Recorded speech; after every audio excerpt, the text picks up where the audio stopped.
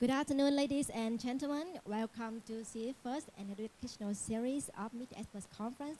My name is Uyên. I'm head of consultancy at several hotels, and it's my pleasure to be your host today. We have some fantastic speaker lined up for you, so please stay with us until the end. First, we will have the design panel, which will provide valuable insight into the latest design trend and innovation in hospitality. Second, we have the CF First Talk presented by 3 solo speakers. They will talk about lifestyle hotel concept, about F&B experience, and also about the approach to branded resident development. And finally, we have the operation panel, which the hotel GM will share with us about the hotel performance and hopefully a bit of the outlook for the hotel industry this year. Now to get started, I would like to invite the moderator of the first panel, Mr. Nghỉ Dưỡng, General Director of Group GSA. Please welcome him.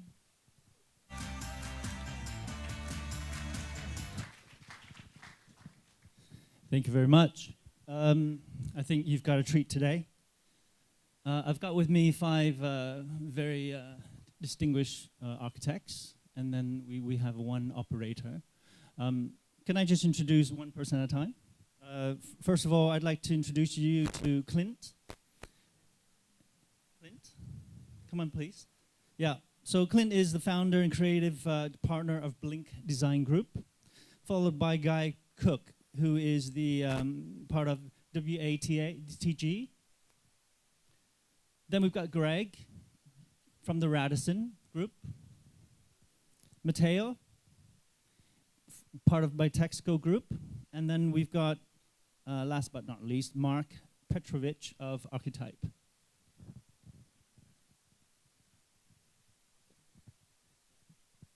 Can we get some, thank you. Where's, oh, there he is, Man. Please, sorry, Man. Man is of MIA. Sorry, Man. You're sitting over here. He was camouflaged and all that black, you see. Okay, let's get into it, yeah? First thing I want to talk about is design trends. I mean, as you all know, Vietnam's become quite a hot spot, especially in the first quarter of this year. After COVID, you know, there's an influx of tourists who've come back. So, of course, hospitality is very important. What are the current design trends? I'd like to start with Matteo.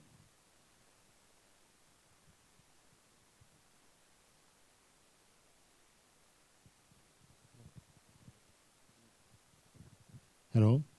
Yes. Good afternoon, everyone. Just to remember, I'm Matteo, head of design of Bitexco Group. Thanks for the question. I would say then, despite the earthquake of the real estate market, the hospitality industry is still in a pretty good shape. Currently, there is an increasing demand for the present and the future in coming years. If I need to talk about the trend, I would surely say the mountain resort. You know, in the last few years, especially now after COVID, but even before, there is a growing domestic and international demand of having a different experience in Vietnam, despite the city and the coastline. So definitely, I think the mountain resort is the new trend that we are having in Vietnam. The domestic demand is driven by the desire to escape from the city, escape from the pollution, especially if you are in Hanoi, even Ho Chi Minh City, and escape from the heat, especially if you're here. So this is thanks to the new class, which is the emerging class, and the new area which are developing with it.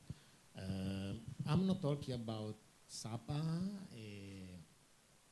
I'm not talking about Sapa and Dalat, which are overrated now. I've been there more than 12 years ago, 15 years ago, actually. Yeah. And I've been the last time 6 months ago.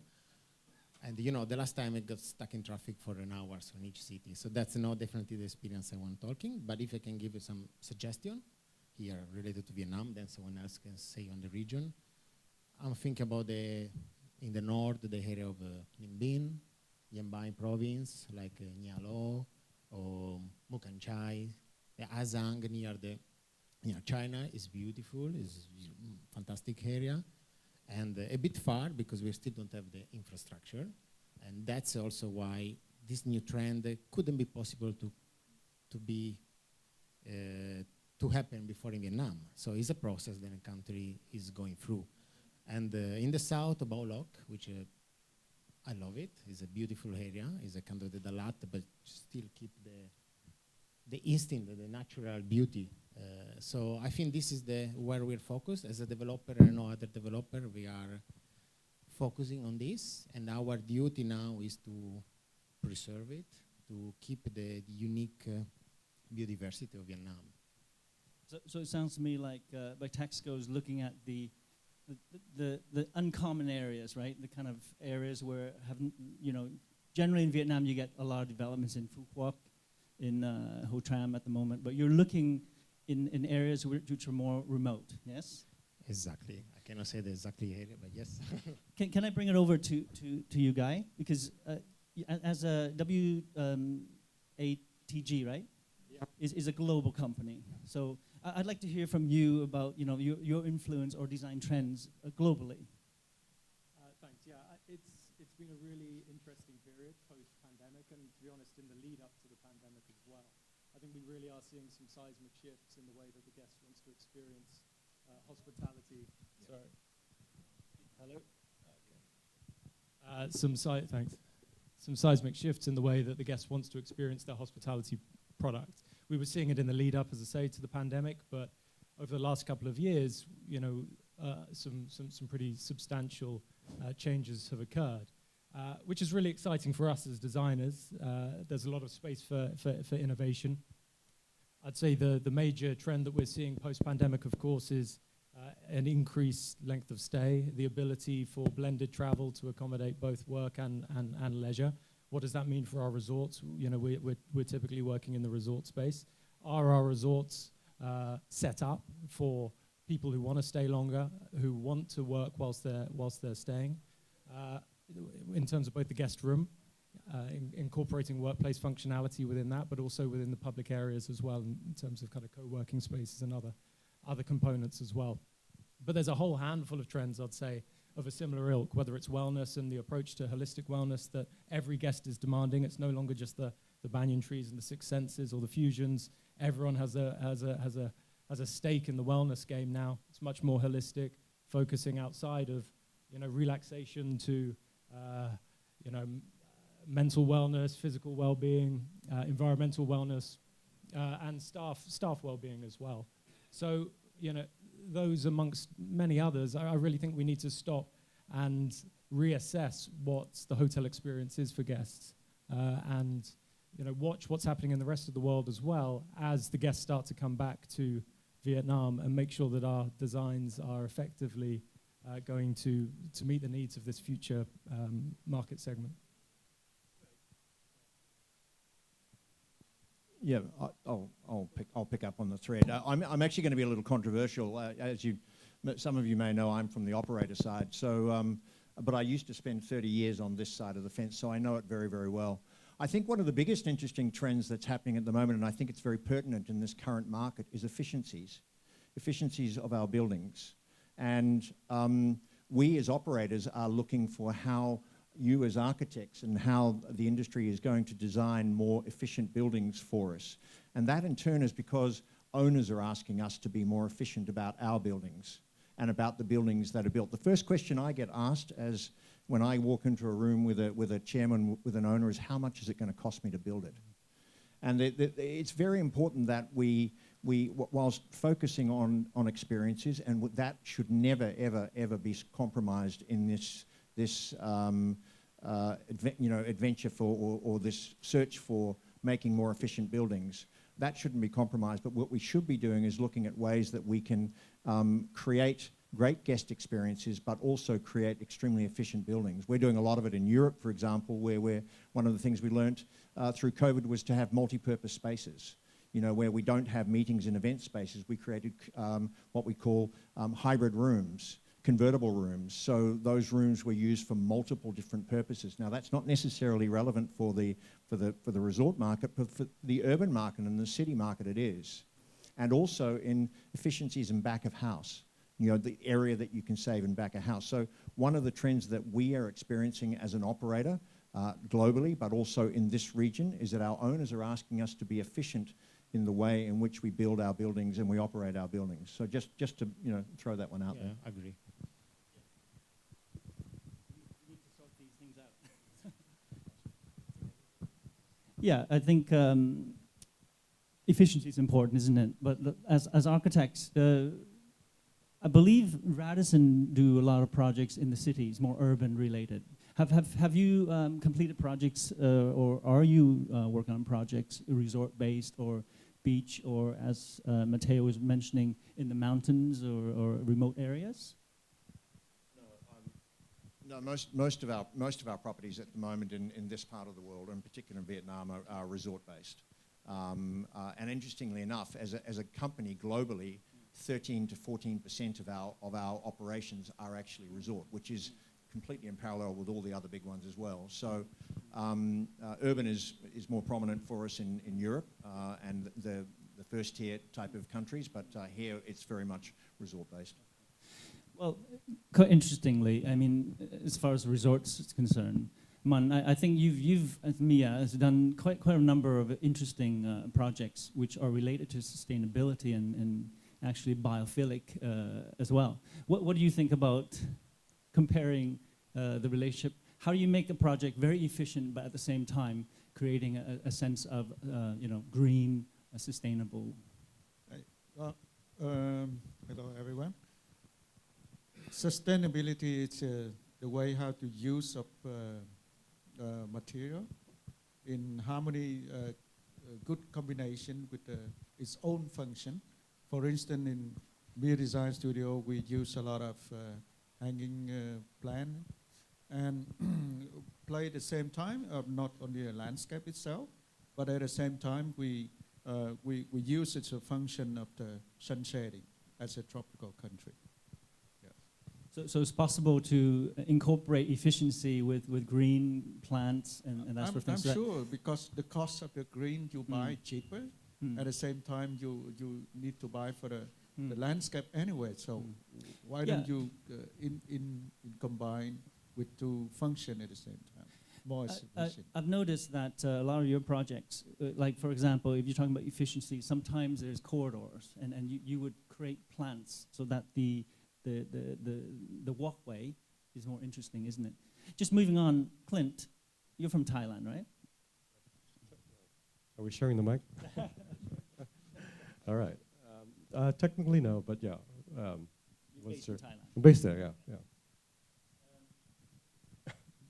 We'll have to do a duet, right?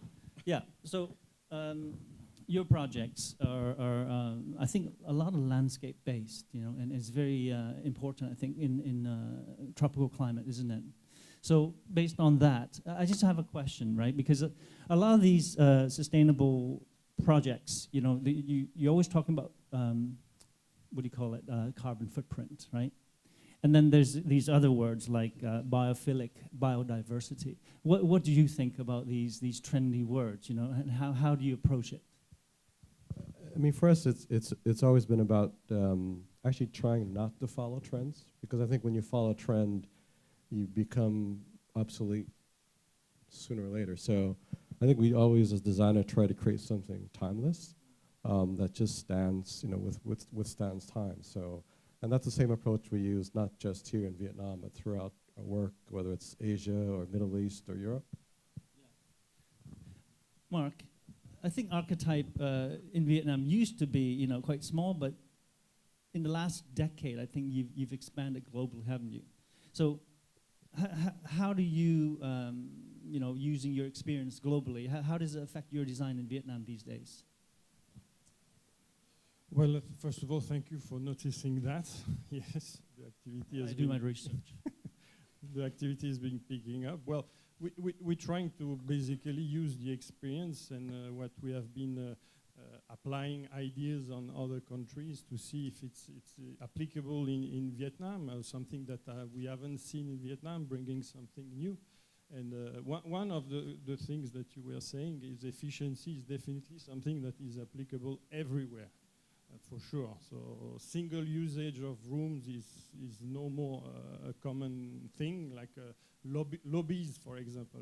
We're trying to redesign the spirit of lobbies, not to be just a transition space, just a space for one time at the arrival and at the end. So making more like a welcoming space, a living, warmly welcoming space. So these are the things we're trying to bring here, thanks also to this new habit now of the leisure. You know, you were mentioning business and leisure. So this is the new way of traveling. They call it leisure. And I would say also there is different way of using spaces, new functions, like trying to not repeat the usual spa, you know, only for massage or for beauty center, but now there is other places like a med spa, they call it, where you can have like a special technology diagnosis center for mild or light healthcare treatment for, you know, for hair, for skin, this kind of thing. So bringing new functions also. Yeah, I think I 100% agree with moving away from the spa. The spa has always been something that's been placed often in the basement or in the, you know, less valuable part of the site. And I think post-pandemic that's changing very quickly in a resort context, I might add. We're looking at the site and figuring out, you know, where can you add the best experiences, the best spa and wellness experiences on the site. So it may no longer be on that rear portion of the site. It may have some of the best views for the relaxation room or the yoga platform or spin studio. And again, in this market, going back to Maura's slide with the Where's Wally and all of the 100, how do we differentiate from a homogeneous product? It's looking and listening to the site. What are those assets? What are those natural features that we can bring out to create a truly one-of-a-kind experience? Otherwise, it'll just be cookie cutter. And this is even more challenging in the urban landscape of hotels, because when you associate urban, is stress, you know, is everything. So when we think about spa, it's always in a resort or outside. So we're trying to bring the outside inside the city, actually, you know, like this is the new trend, I may say again, is escaping, going outside because of COVID, you know, people want to have the fresh air, so maybe some additional rooftop greeneries or patios inside. Even in this case, efficiency is a bit affected, but it brings something else. So there's three trends, to use that horrible word, that travelers are looking for, and it's been, I don't know if anybody's seen the documentation, but the first thing that travelers are looking for post-pandemic is authentic experiences, okay? Very, very important, authentic experiences. They're also looking at the sustainability of the properties. And believe it or not, 90% of travelers actually look at the sustainability messages on websites globally. And in fact, in Asia, it's 95% are looking at that. And the third is family travel and family, because they're all wanting to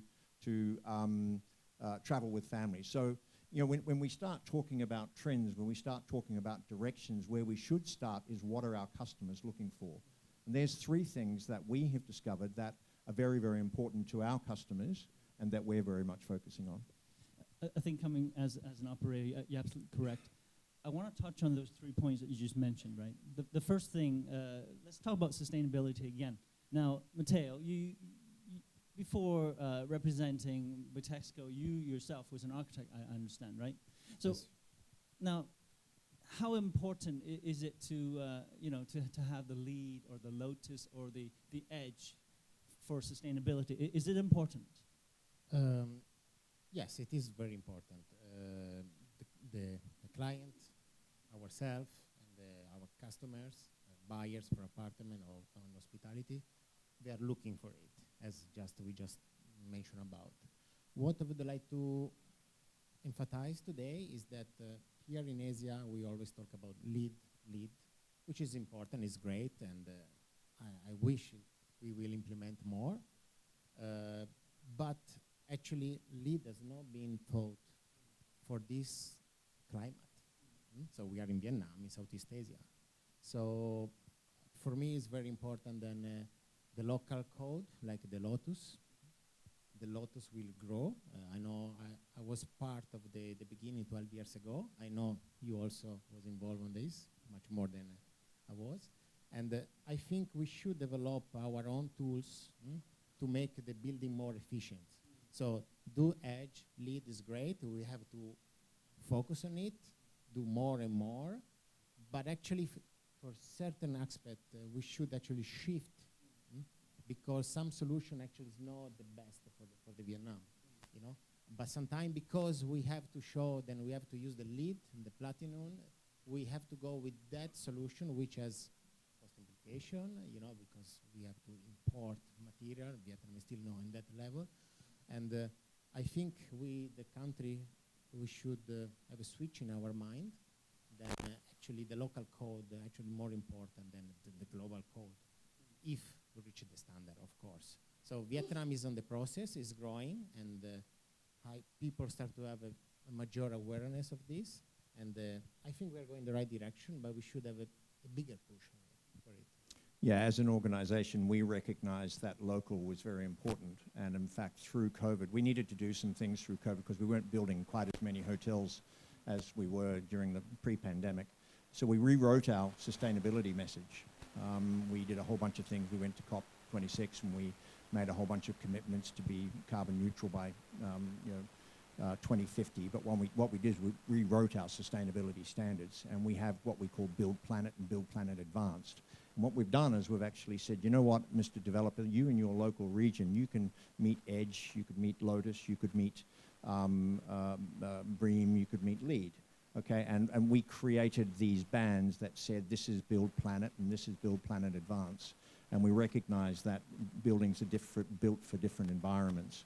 And by meeting those standards, it was an ability for us to be able to actually make some calculations to say that this is our commitment to the industry that we're going to get to carbon neutral by 2050.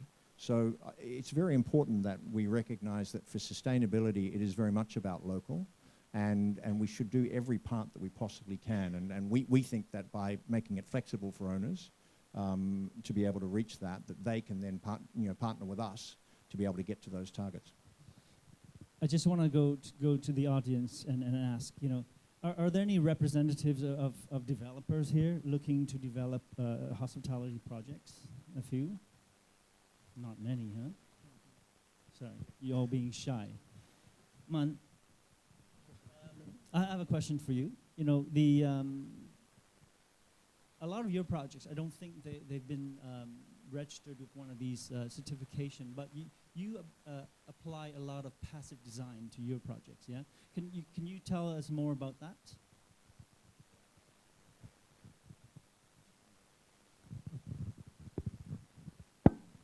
Thank you. What is passive design, let's say? Thank you, Tiềm. It's an interesting question. So I try myself for the first of like Lotus, yeah, I say. But after I design and start to construct it, and then kind of double check myself. But actually, I don't think it's really that we need to have a certificate for private residential rather than the hotel, resort, and office building. So come back, that is what of my double check. So my definition of the architecture is, I try to design as minimal spend the way how to spend different material as possible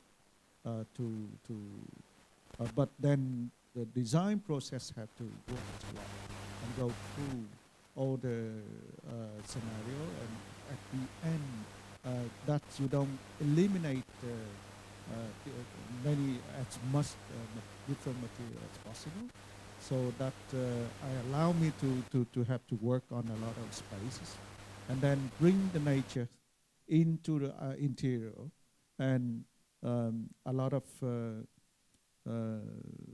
open spaces between the spaces for the living area. So allow for natural elements into the architecture rather than a lot of decorative things. Thank you. The reason I asked the operators is because I'm going to ask a quite controversial kind of question right here. Radisson, obviously a big brand, but I noticed that a lot of currently a lot of Vietnamese developers are starting to do projects that are unbranded, right? They're creating their own brands. Clint, what do you think about that? I mean, that's an interesting question because for us, it's, you know, the brand has always been, the brand's a promise, right? And the challenge when you don't work with a brand, a lot of times these clients, they don't have a clear vision, or you end up just second guessing or trying to do what they want versus the right thing to do. So and I'm not just saying this because I know Greg for a long time, but brands are our friends as designers, and they really help us to check, make sure that everything sort of aligns, and when it opens, it works, and it looks nice, and all those things. It's a promise, right? Guy, have you ever worked on a project where, you know, it's not branded, where the developer is trying to create their own brand? And what is the plus and minuses with that?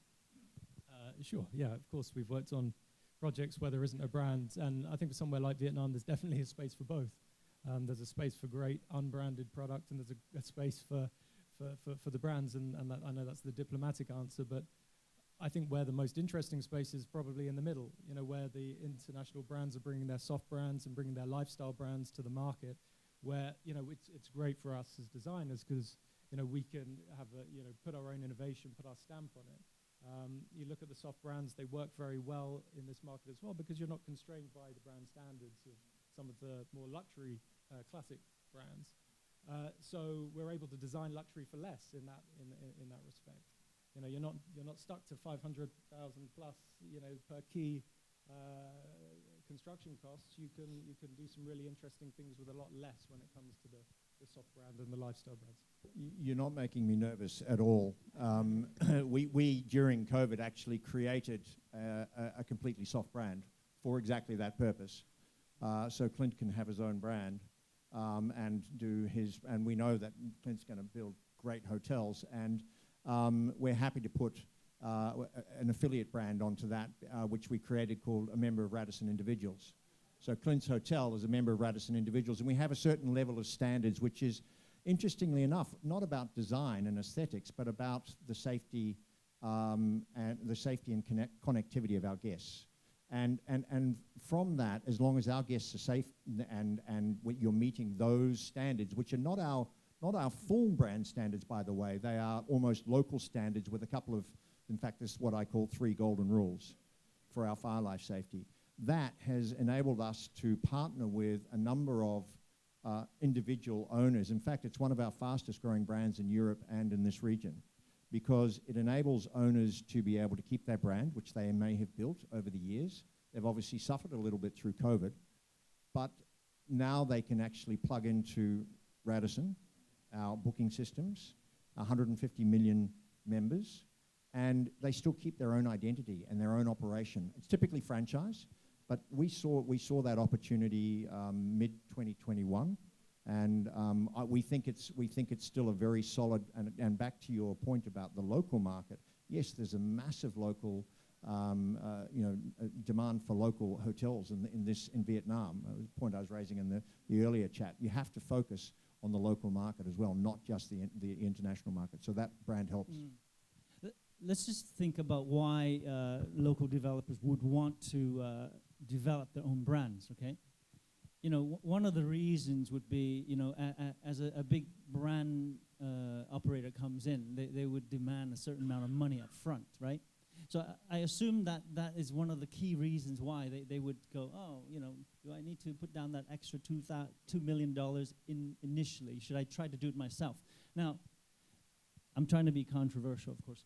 Mark, what do you think? What would you say to a developer who says, okay, I don't want to spend $2 million up front to bring in an international brand. You know, I'll do it myself. What do you think about that? Well, I would say it's challenging, but it's doable, of course. But you have to think about the the long run.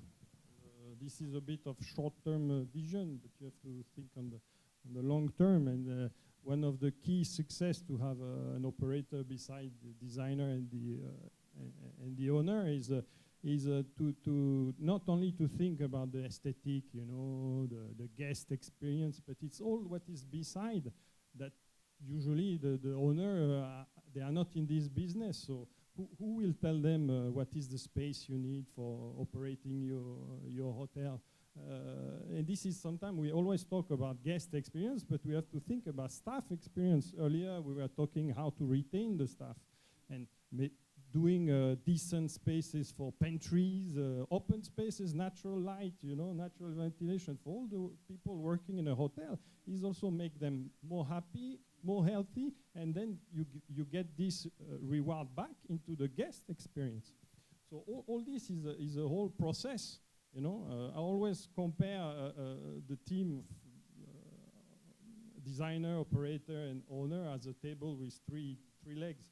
Okay, you can try to make stand a two-leg table if the legs are big enough, but it's always a bit shaky, so it's always the best is the three legs table. I want to go back because I wanted to touch on your 3 points, right? The next point was authentic, right?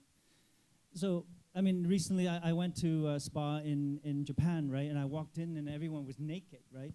And they were showering naked. I was like, oh my God. So, being Vietnamese, being a Vietnamese architect, obviously you couldn't do that in Vietnam. It's not authentic Vietnamese, right? How do you, I mean, you've done quite a nice, I believe a nice spa in Da Nang, right? How do you bring the international design flair to your design while keeping it authentic Vietnamese?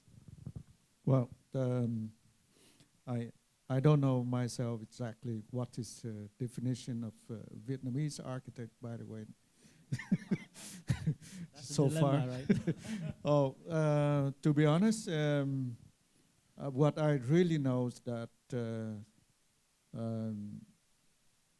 to design, first of all, have to be suited for the culture of location, and like you say, the staff behaviors, and then you make a great introduction to the weathers and material condition for the local.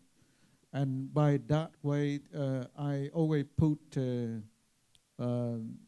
a bit of minimal Western architecture direction behavior. So then with harmony combination with the landscape, so that win-win situation. Yeah. So you don't think we need the conical hats and the ao dai in your design then? No need. I don't need to design a hospital with the cross on top of the building. So. Okay. So last question before we go to the audience. Okay. Matteo. The last point, family. Okay. How do you approach it? How do you approach a design which is suitable for a family environment? Obviously it could be local Vietnamese and international, right? Yes, so for the family, we need to work also a lot on the facility, because when you are a family, you have a totally different experience when you go on holiday compared when you are alone or with your girlfriend or your wife. So we need to provide a totally different experience for the family. In the last years here in Vietnam, there is a lot of more attention on the landscaping, on all the entertainment facility that we are putting on the project. So before we just have the basic, but that's why also we need also the branded hotels coming, because we'll bring all that know-how that now the unbranded doesn't have. So that's very important. That's what we are, in our case, following. That's why and that's talking on what Mark was saying, we need to have the operators on board since the beginning, because we need to make sure that everything is in place. What's happening in Vietnam, then the client, once they realize the mistake, they call the operator. And then they think that with the ID, you can resolve it everything, but in reality, you cannot. You don't put the touch of Vietnam only with ID, but you don't resolve your hotel. So that's the critical point that we are facing now in Vietnam. Okay, I think let's get some questions from our audience. What, one question? Yes. Only one question. Hi, Norbert from Archipelago, Indochina. I was just curious, I hear so many rumors. Where do you see the future of your profession vis-a-vis artificial intelligence? Who do you want to answer that question? That's we tried it out actually. I think it'll get there, but probably after I die, probably. But I think you can do budget segment hotels very soon with Chat GPT. But I think when you get to the luxury segment, there's too many factors, and just think about all the decisions that we make in a day to get to a design product. I think it's years and years and years before it gets there. So probably maybe my kids, my son's generation, but not mine. It's a big philosophical discussion weekly at the office, for sure.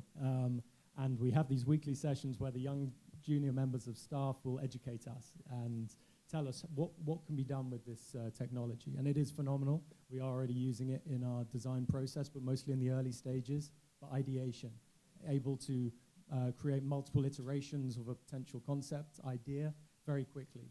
So, it still needs the human input right now. Over time, that's going to change for sure, but it's a game changer, absolutely. We keep going, guys, Yes. don't worry. They won't stop us. If I may just add, at the end, I'm trying to be optimistic. At the end, we still get only kind of image result of AI. It's something in 2D. Yes, it gives you a lot of options on the image, on the thing. But so far, a machine don't have emotions, hopefully. So as an architect, we try to create emotions, with a volume, in 3D. What is the ceiling height? What is a corridor, narrow corridor compared to a low ceiling, a high ceiling? Where the wind will come, the smells, all these kind of little things. I hope AI will not yet be able to reach that. And by us traveling, visiting other hotels, we record, we register these feelings here. So hopefully the AI don't have also this competence. Are we allowed to have another question? The last question, please. What do you guys think of glamping? Because I read from Vietnam Investment Review that it's a trend in Europe and USA, but it's not as popular in Vietnam right now. Like I see some people in Lotte doing it, and maybe Vinhomes, Ocean Park. What do you guys think? Like, as a mountain resort developer, should we look into that trend, glamping, and apply it to other resorts as well? Strangely enough, I had dinner with somebody last night who's the CEO of one of the operators, or one of our competitors. It's a big space that going into. It's quite economical to build. It comes back to that authentic experience as well. And not only are they taking the structure and the asset and how they're building it, but they're also then creating the experience of the people actually come. They pay for the privilege, by the way, of coming in, staying in that room, paying for it, and then they go out and work the fields and bring all the food into the kitchen and do all of that. And they actually, that's a way of getting around the staff issues that they're also having as well. So it comes back to that authentic experience. And yes, it is. I think, Clint, you probably, I see it in luxury. Affordable luxury, but bringing it down into the other sectors is not necessarily something where I see it going down there. But certainly it's an interesting space, and it's, as I said, Bali, those types of places, it's happening. Thank you, Mr. Thiện and our panelists. I believe that many of you here want to have the question for our panelists, but unfortunately we have to follow the schedule. But they will be around here, so you will have lots of time to catch up with them. Thank you.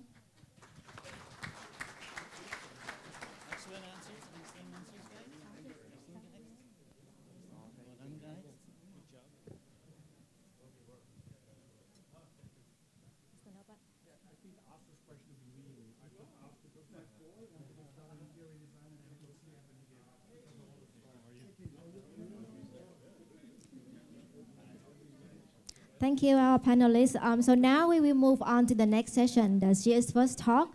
And each speaker will have only 10 minutes for their presentation. Our first speaker is Mr. Norbert Vaz, COO of Archipelago Indochina. Please welcome him. Everything working? Yeah, wonderful. Let's get started right away, please. I need to apologize to you because I'm rushing it. I'm only being given 10 minutes to speak about lifestyle hotels, which is a big, big subject, and you cannot cover it in 10 minutes. So if I sound a little bit rushed, please forgive me. And can everyone please sit down and stop talking so we can get started? Hello. Can we get started, please? Thank you so much. Thank you. I'm only giving 10 minutes, so I'm doing it very, very rushed. When we're talking about boutique and lifestyle hotels, there's a lot of confusion out there. What is what? So today what I'm trying to do is get some clarity. I really would like to talk a lot about the origins. Who invented it and how did it actually start it and what was the inspiration behind it, because it will help us a lot. Then I will talk a little bit about the evolution from boutique hotel to lifestyle hotel, what is involved in marketing and selling a lifestyle hotel. And then maybe I present a few brands that, in my humble opinion, doing a good job. And last but not least, if I still have a minute left, I will be very, very shameless and do a commercial of my own company and will tell you all why you should hire me. Yeah. So let's go very, very fast through this.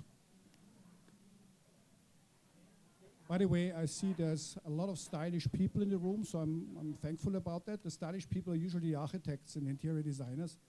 But anyway, nobody was traveling in the 70s, but the origins of the boutique hotel or lifestyle is actually an answer to the creation of the cookie cutter hotel that started in the 70s. We had individual hotels before, and then the big chains came in and things became standardized. The first thing was the appearance of color TVs. Everybody followed, bought color TVs. Then the first hotels became sensitive about electricity consumptions. Then they started streamlining the design. Colorful individual patterns on wallpapers started to disappear. More monochrome colors, because it's easier to scale, started to appear. And the standardization took hold, turning every hotel pretty much into the same. I believe you all agree when I say in the 1780s, you couldn't tell a Sheraton from a Marriott from a Westin. They all looked alike. The answer to that was the rebels. There were people who started realizing there's an opportunity. We really, really do not like those kind of hotels. We got to do something about it. And the people who started that were a person called Ian Schrager, for whom I had the pleasure of working with for many years in New York, and Steve Rebel. And what Steve and Ian did, they actually started their business with a nightclub, the famous Studio 54 in New York. And what made Studio 54 so famous with the jet set, with the rich and with the famous, they were really the first ones who established guest lists. Kind of arrogant, you can say so, but if you were not in the list and if nobody supported you or recommended you, you were not allowed in there. And they also started to have very, very stringent selection process of who gets in the door based on their style, based on their look. And that's how the whole idea started. What happened then, Ian and Steve weren't really taking their taxes too seriously, got caught for tax evasion, went into jail, and during 20 months in jail time, they decided, when we come out, we will apply everything that we've learned from the club, and we set up a hotel.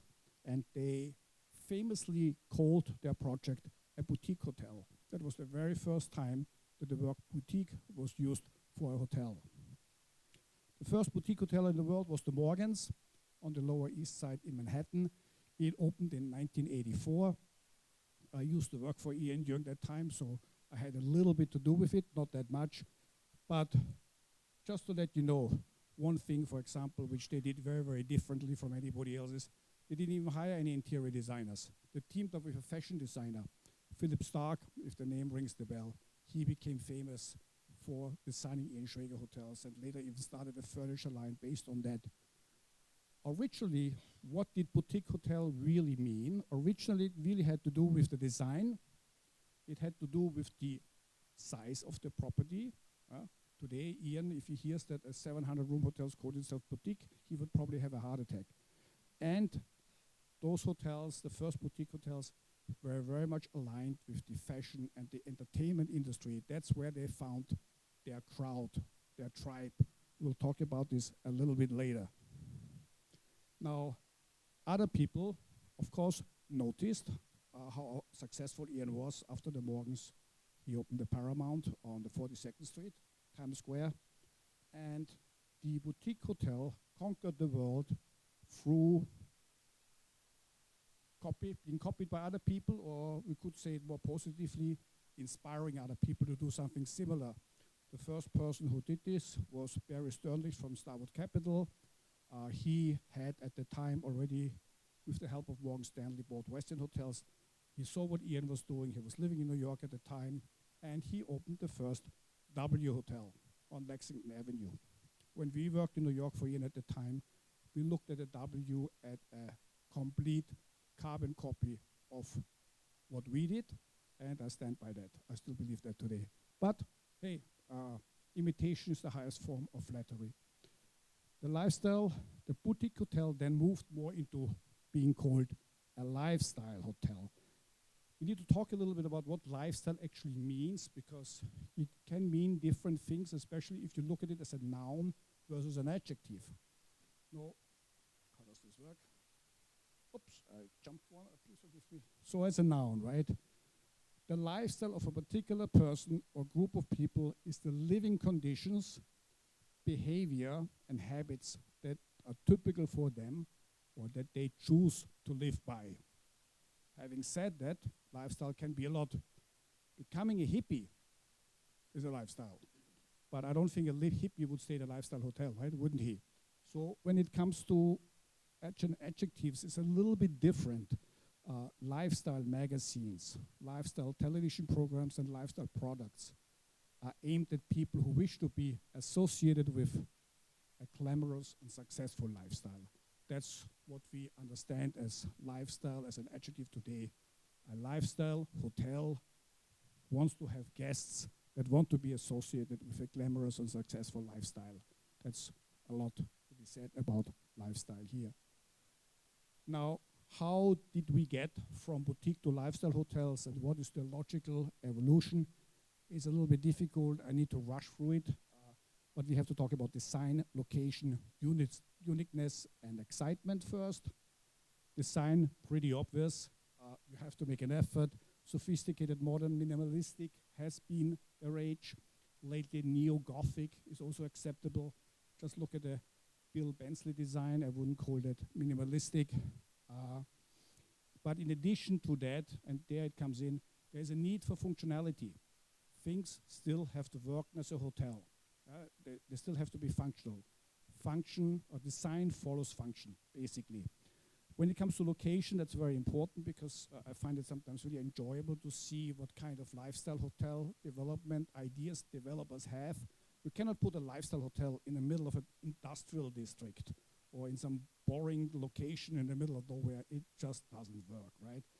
The location by itself must be cool, trendy, sexy, whatever. For example, inner city centers in major cosmopolitan areas, they work very, very well. But even better than that are bohemian neighborhoods. They lend themselves more to lifestyle hotels than the inner city financial districts. Notting Hill in London, maybe District 2 in Saigon could be such a destination. Chinatown in Singapore, Kemang in Jakarta, all those areas. And when it comes to resorts, they have to be in popular resort destinations. They can be mainstream resort destinations, that doesn't really matter. But in that case, they should be within driving distance or a very easy short flight from a major city. Standard Hua Hin is a good example for that, right? Then it works.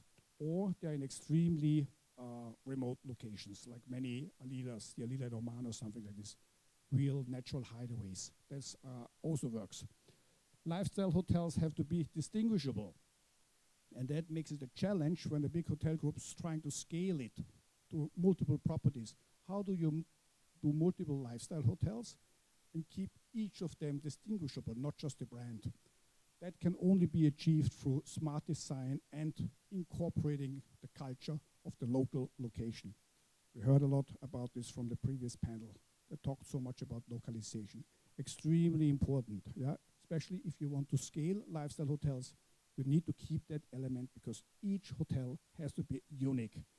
Excitement is extremely important. People to go to a lifestyle hotel, they don't want to sleep and eat, they want to be excited. They want to be entertained. Now, there's a very, very famous conversation in my memory that I had with Ian, which I thought was really, really funny. He asked me, Norbert, what kind of business are we in? And me, naive, young hotelier, just came out from a traditional hotel management school. I said, oh, Ian, we're in the people's business. It's all about people. That's what most people would say, right? And then Ian said, Norbert, it's a bunch of nonsense. A dentist, he's in the people's business because he spends half of his day in somebody else's mouth. We are in the entertainment industry. The suit that you put on is a costume. The uniform is a costume. The front office, the lobby is a stage. And our guests are actors. They live out a fantasy. They behave differently in the hotel than they do at home, and we have to help them to do so. We have to help them feeling cool and being the center of attention and being an actor. That is all about entertainment in lifestyle hotels. Another important parts are art, health, style, and service. Associating a lifestyle hotel with art makes a lot of sense. Most do it, some do it very well, some not so well. Art enriches our lives, it makes us happy, and it also gives you an opportunity to tie in with the local culture to keep your uniqueness. Yeah? Some successful lifestyle brands actually have art curators. Yeah? Usually what we recommend to do, you buy a few famous pieces from international known artists, but the rest you really work with local galleries and you support young and local artists. That always helps, and it gives you this aura of being very sophisticated. When we talk about health in a lifestyle hotel, we're not only talking about wellness and the health of the guest, we're also talking about the health of the planet and the health of the community. Previous panel, same topic. Sustainability is, especially for lifestyle hotels, extremely important. Cookie cutter mainstream hotels can get away with it. Not looking into it too much in detail, but lifestyle hotels cannot. Also, engaging in meaningful, honest social responsibility activities with the local community is very important. If it's not cool, then support young artists. That's always cool and works very well with a lifestyle hotel.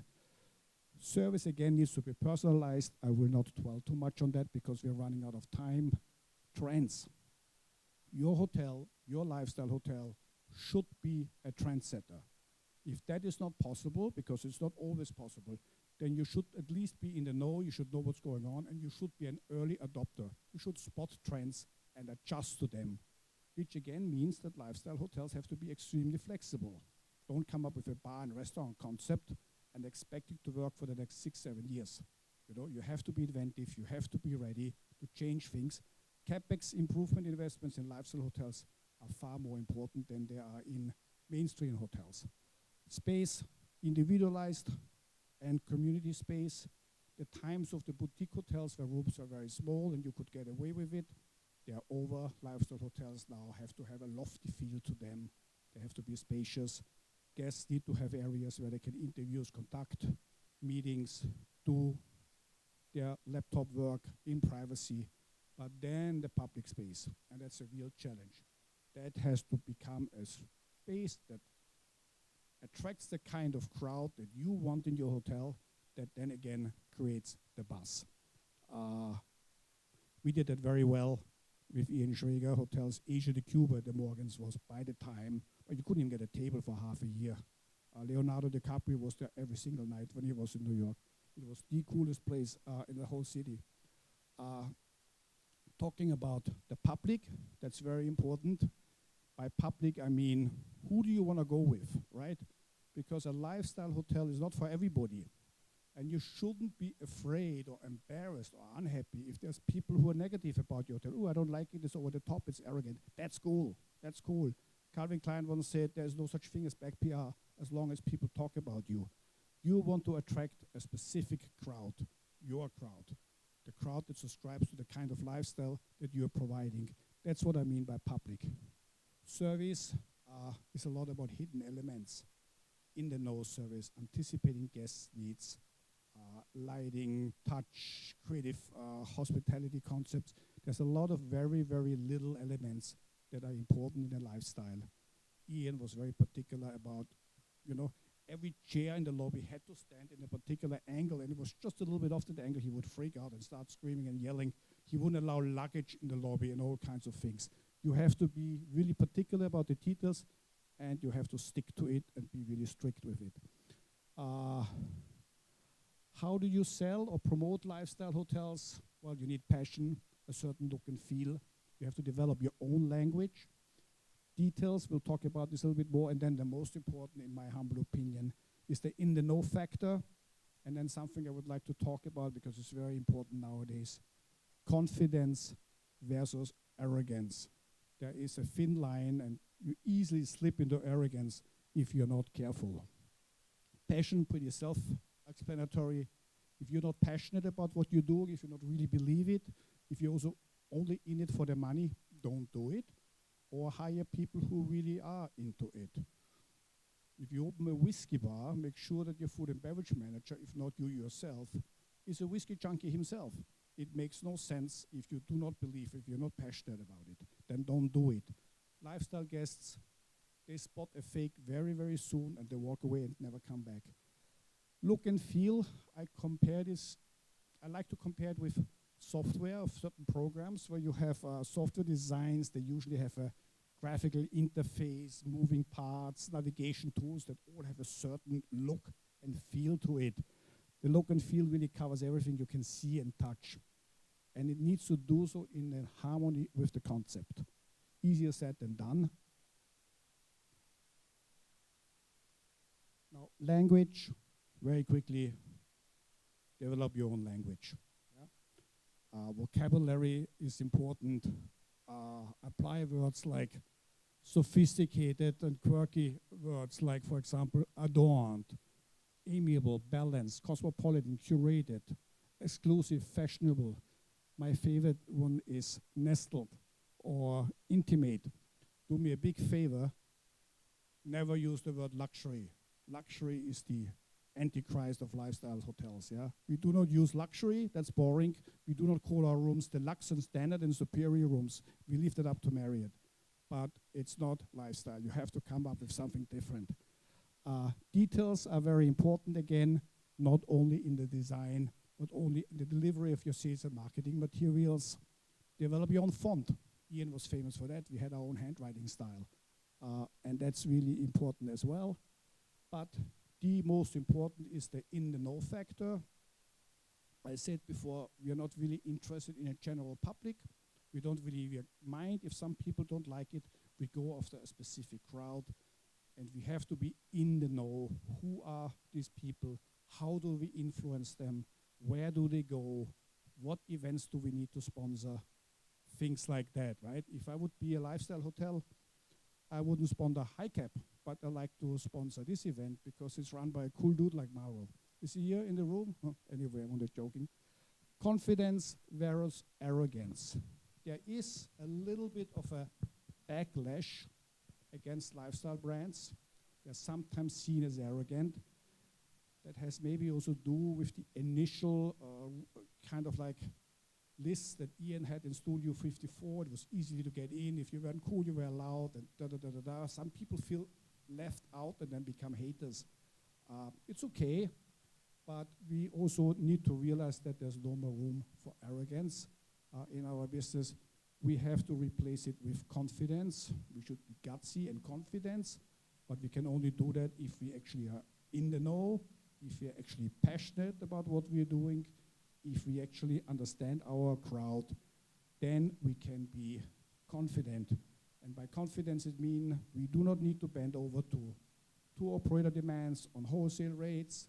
We are tough with negotiations. I once worked in a lifestyle hotel, and across our hotel was Google. They wanted to have the lowest rate ever, saying I have 7,000 room nights and I am Google.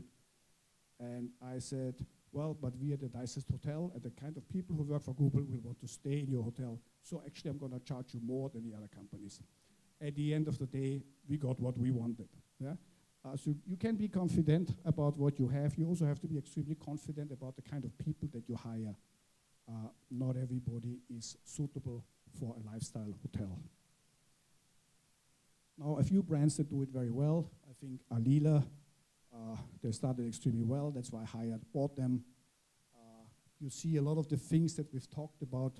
Alila is actually really putting to practice. You find a lot of Alilas in dramatic locations. Wellness is a big part of the Alila brand identity. They're very, very focused on sustainability, and they really mean it honestly. It's not baloney. They really believe in it. They really put a lot of effort into it. What Alila also does extremely well, which goes extremely well with lifestyle hotels, they develop and curate destination experiences that other hotels cannot offer. They put a lot of effort into training their concierges and finding activities that other hotels cannot offer. Alila concierge should be able to get you the most popular table in the most popular restaurant in town with a short notice. And they usually can pull it off. Faena is one of my favorite examples. Also, there's only 2 hotels set up by Alan Faena. He's an Argentinian developer and designer. He becomes the brand ambassador himself. The handsome gentleman with the white hat here, that is Alan. He focuses a lot on sex appeal, bold colors. Obviously, he uses red. He has his own social responsibility program that ties very, very well. He has Faena Art, which is an NGO that supports young upcoming artists. That again ties very well into the lifestyle concept and gets him some free decorative items for his hotel lobbies. It's a win-win situation. I think Edition is doing a great job. It has been designed by Ian Schrager for Bill Marriott. It follows the original Schrager concepts to the T. It's very minimalistic and very, very strong focus on design. Sophisticated dining, exciting locations. They do everything right, in my opinion. But what is also interesting and a new trend is that lifestyle is becoming main market, mid-market. The mid-market traveler is becoming more and more sophisticated, more and more demanding. They have seen a lot of the world already, and they're not staying in cookie-cutter hotels there. Tribe, the name already tells you what it is all, right? Lifestyle hotels are looking for a crowd, also called the Tribe, that follows that particular lifestyle. They do it very well, usually found in central location, flexible and design-driven comfort, very unique furniture designs they have.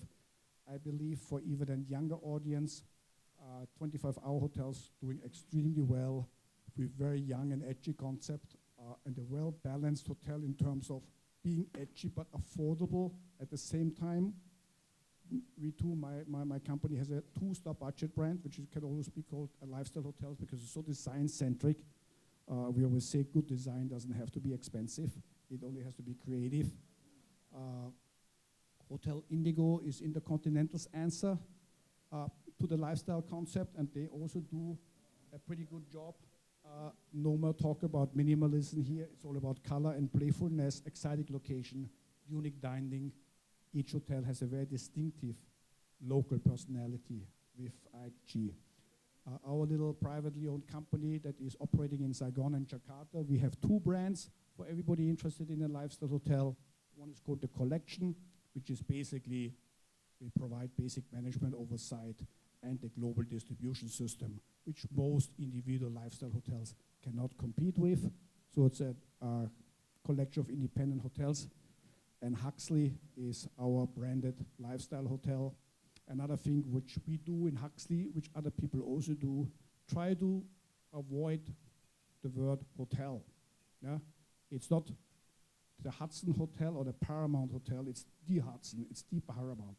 Huxley is the same, there will only be one. There will be a Huxley Hanoi, a Huxley Saigon, maybe a Huxley Da Nang. It's going to be the Huxley Saigon, and nothing like the Huxley Hotel, or even worse, the Huxley Hotel and Conference Center.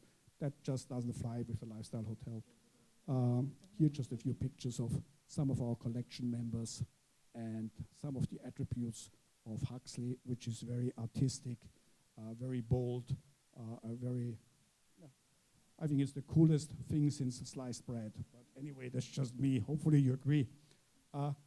Having said that, opportunities, you need to spot the trends. You have to be in the know. I've said that before. What are the upcoming destinations? What are the upcoming neighborhoods within big cities? Who is the crowd? How do they get together?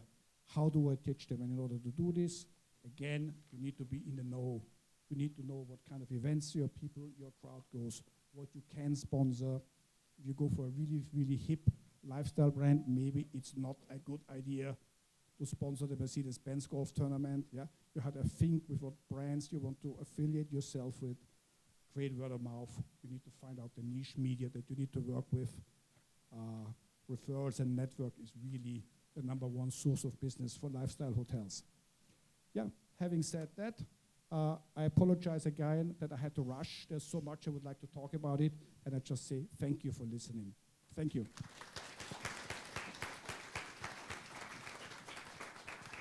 Thank you, Mr. Nobos, for your presentation. To add on your presentation, so based on several hotel research, 96% of the hotel room and resort today in Vietnam are the classic brands. But definitely in the next few years, we will see more and more lifestyle hotel brands coming to the market. And moving on to the next presenter, I would like to invite Ms. Jovel to sharing her secret to uplift hotel F&B experience.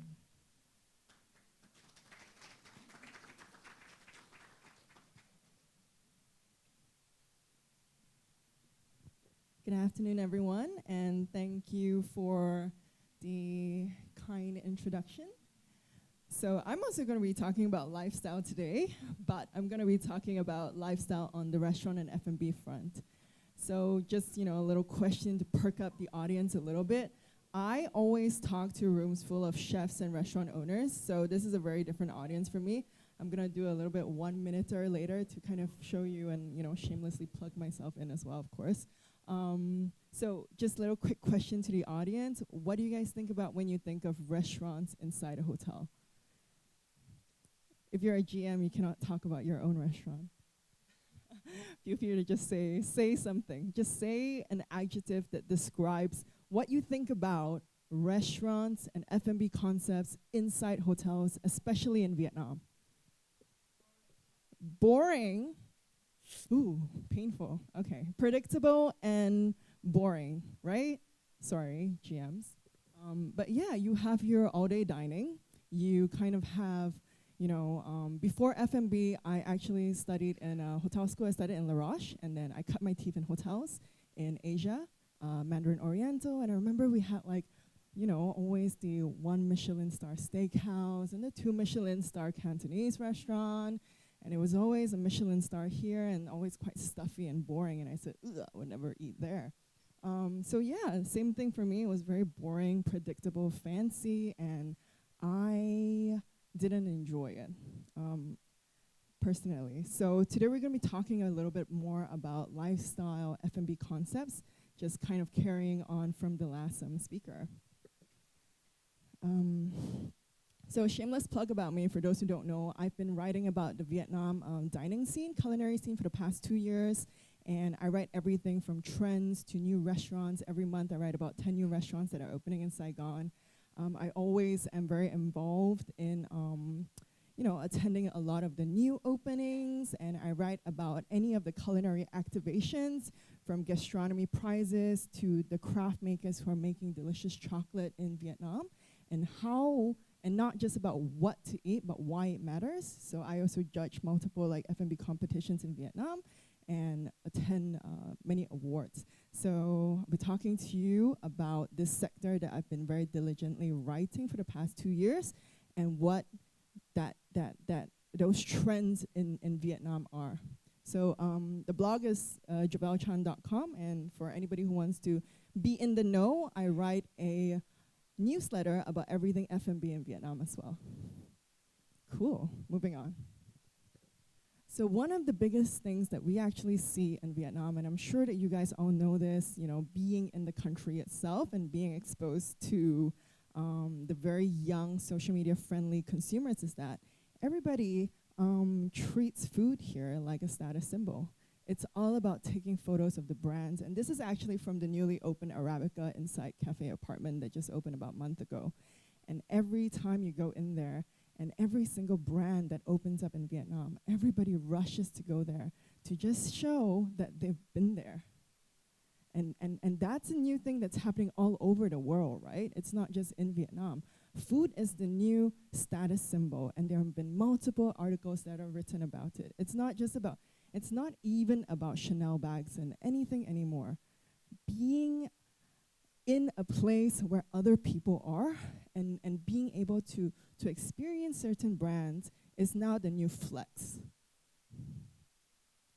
And it's because luxury is not about owning things anymore. It's about experience, which I'm sure everybody here knows that, right? 44% of millennials have posted a photo of food and drinks. I think out of every single category, food and drink is definitely one of the things that you see the most that people are always sharing about.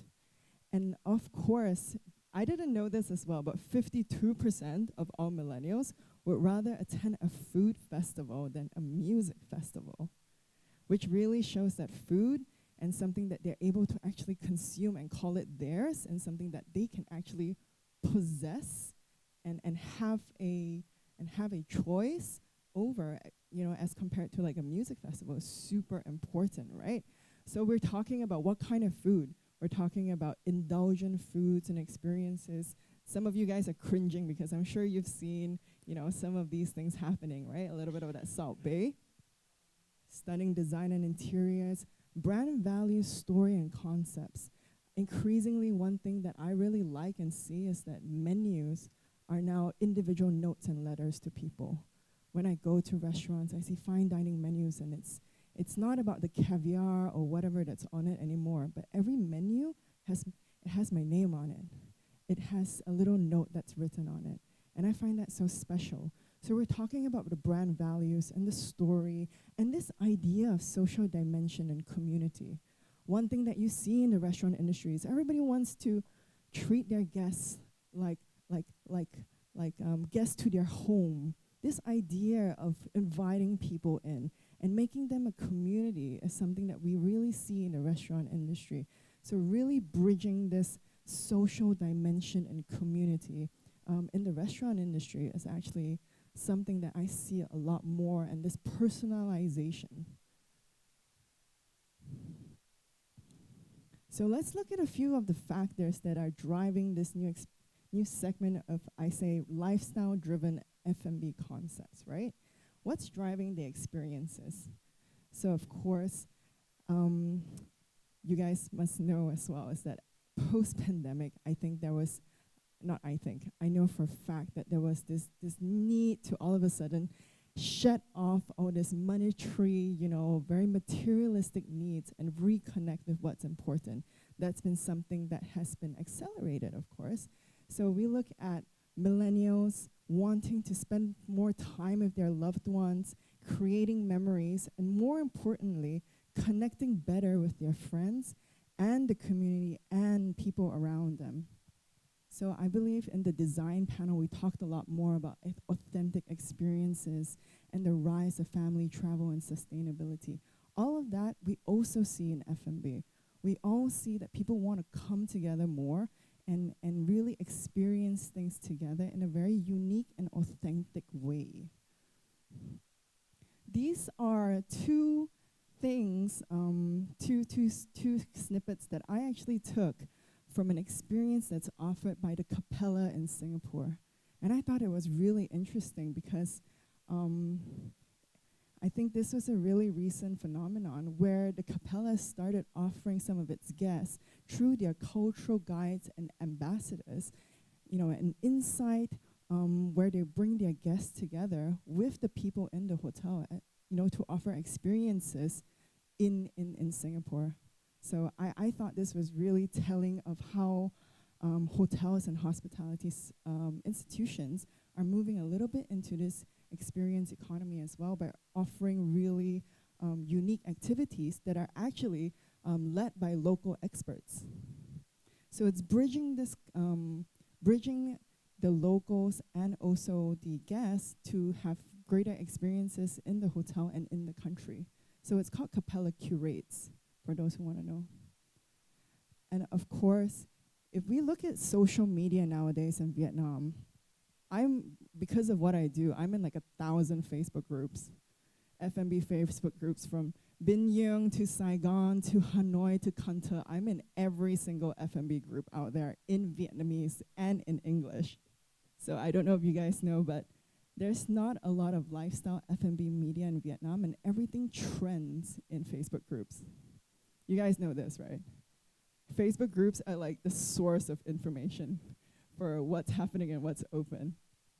And if you can see, especially in Vietnam, where 70 million social media users and 72% of the total population is active on social media, if you look across all the Facebook groups, especially the F&B ones, the ones that really trend the most are the ones that are all about experiences that look exactly like these. Of course, you get your out of the world, like 3-layer cakes, but this is the source of where everybody is getting information to what's popular and what's unique and the aspiration of what they want to experience when they enter an F&B concept. Oops. And of course, with a country that is so young, all of them are on social media. You guys know her? Everybody's like, yeah, we know her. Who is driving what is aspirational and this lifestyle benchmark, right? When we develop concepts in F&B, when we develop concepts in hospitality, or when we develop concepts in general, how do we know whether we're actually designing something that the market wants, and what do they think is cool and trendy? My go-to is always to look at the influencers and the celebrities, all the Vietnamese celebrities, what their lifestyle is like, what are they posting on Instagram, what do they do when they're in these places will ultimately determine what people want to do in these concepts. And of course, some of the top few that you want to look at is Suboy, Thao Ni, Amandine, and Phong Lai. So every single day, young Vietnamese people are bombarded with so much content by their peers, by their influences, by everyone about experiential content, right? It's a very, very, very tiring and noisy place to be inside a young Vietnamese head, because every single day they're bombarded by so much social media content of things moving, and everything is new every single day. So how can hotels capitalize on these trends, right? So I think jumping on board the bandwagon of what was said before about lifestyle, we're gonna really look at how hotel F&B concepts can move a little bit beyond what you guys said just now, boring and predictable, to something that's a little bit more aligned with these, young Vietnamese who are seeking these unique experiences.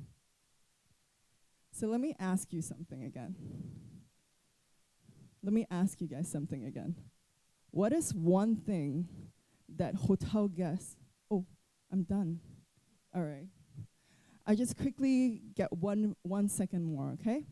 So the last thing, the one thing that I believe that hotels are not fully leveraging on when it comes to F&B concepts is understanding that all guests there are there and they already seek experiences. And F&B is a way for people to really understand a culture and bridge locals and tourists together. When people stay in a hotel, they already want to experience something local. They already want to gain insight.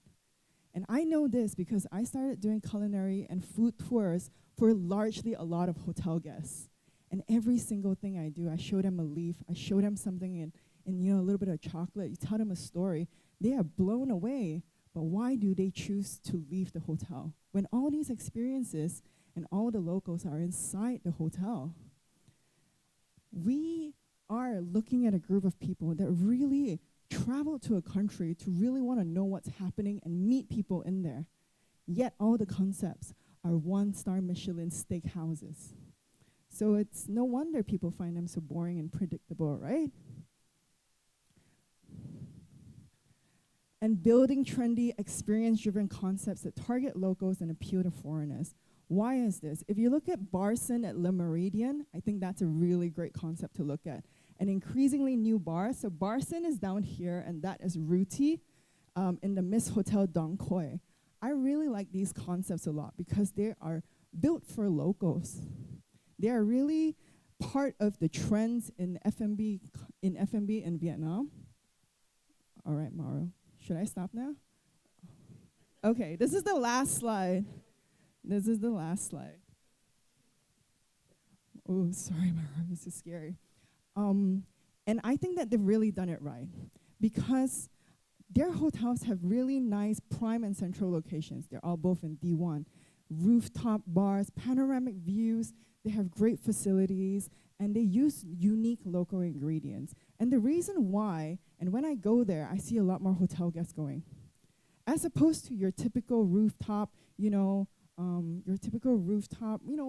boring, predictable kind of hotel bar. Why do people want to hang out here more? And if there's one thing that I know that a lot of guests like, is that they like to go to the bar that all the locals go to. And I find that so magical and so unexpected, right? Okay, and on that note, I'm going to end. And yeah, I thought to just share these two, Barson and Ruti, that just opened up in the last 2 to 3 months, and increasingly hope to see a lot more concepts like that. So yeah, thank you so much. And this is actually a few ways from restaurant concepts to ingredients. Okay, bye. Sorry. Thank you, everyone.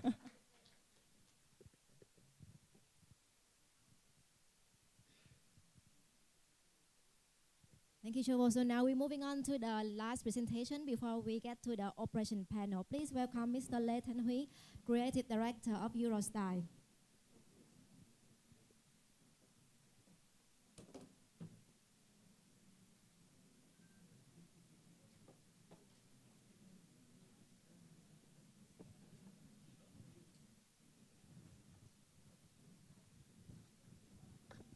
Yeah.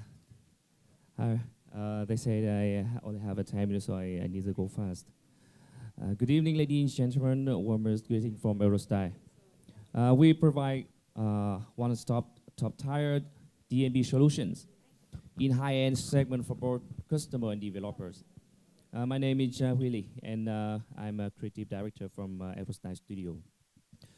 It's my honor to represent Eurostyle today and welcome you all to this masterclass. In this class, you will understand why we need to approach to unlock the synergy between developer, brands, clients for win-win-win formula that benefit every stakeholder. So with this title, usually there are 3 questions that everybody wants to know. First, is it necessary to use famous interior brand in design? The second, what are the challenges for developers? And how to create a masterpiece that brings timeless value for developer and customer? Let's have a look into the market in Vietnam to understand why it's still called the mega trend, even under this current economic turndown. The combination between real estate and luxury brands was established in 1920 in US, New York, and is now being expanding to all over the world, including Vietnam, young market like Vietnam. And this also set a new milestone for Vietnamese economy and created exclusive position for Vietnam to be same with other market all over the world. So the potentials of branded residency in Vietnam is significant. As rich people and super rich people, they want luxury brand in their house. So it's not a symbol. It's not the symbol started and success. Not only usual luxuries, just like handbag or car or closet. These brands are very diverse, from luxury brand in fashions, and from the fashions, from jewelry, cosmetic, and to supercar and yacht. And you can see Roberto Cavalli in fashions, Fendi, Ali Sharf, Armani, or Porsche, Lamborghini. So clearly, brand real estate is not only an asset type, it elevates a new standard luxury living. So in this class, you will find some kind of luxury and ultra luxury brand residency in Vietnam that designed by us, Eurostar. And now we will talk about a design story through our projects that we had created and finished for developers. The question is it necessary to use famous interior brand in design? So the answer, of course, yes. Why? Because design is very important. It's not only for creations, it's not only for functions. It's making unique projects. And we use famous interior brand to increase the quality of the final products and help clients find what they want in their house. Besides, branded residence require deep understanding. The brand name alone is not enough. It must stand out in terms of design style, constructions, the quality, and lifestyle attitude. So we need deep understanding about that. Today, let's refresh and see some clip for some inspiration from us. So please, for the clip.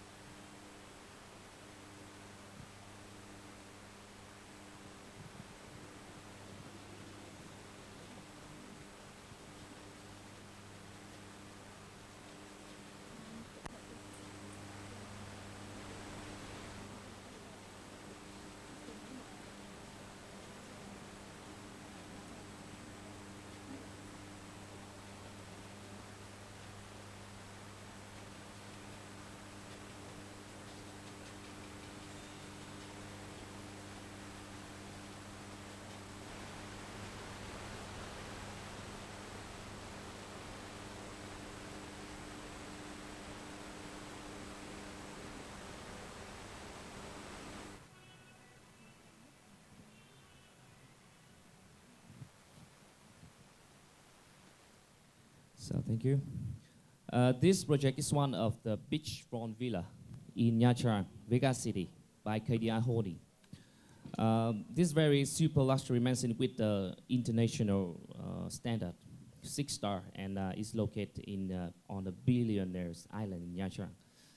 And you can see this is the first real estate in Vietnam that integrate both hotelier brand, Grand Melia Hotels and Resort, and fashion-inspired interior brand from Roberto Cavalli. I believe you can feel the power of the design inspired by the iconic wine collections from Roberto Cavalli. One of our partner to make that impact that on the projects that elevate true meaning, never seen before in Vietnam. So the design is combined concept of both 6-star hotel and famous fashions interior brands. As you can see, the characteristic of it and from the Cavalli style is amazing and so different. Inspired the beauty, the natures from the tiger's skin, leopard skin, snake, and come along with the gold color. It's a combination in Rigo, extremely creative design. And beside that project, now let's have a look in another ones that never seen before in Vietnam again. So let's see the clip.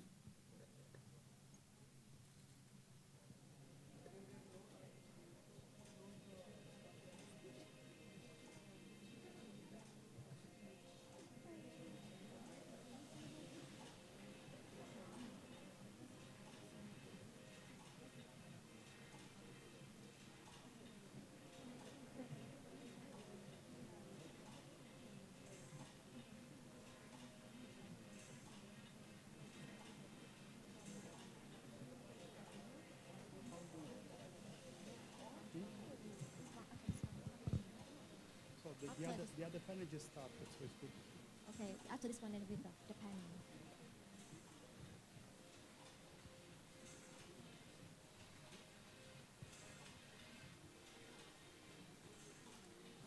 Anh ơi, trong lúc mà sắp xếp ghế á, hả? Ý là em mình phải sắp xếp ghế, em sắp xếp ghế thì anh mở em lại cái extreme video trong lúc đợi sắp xếp ghế.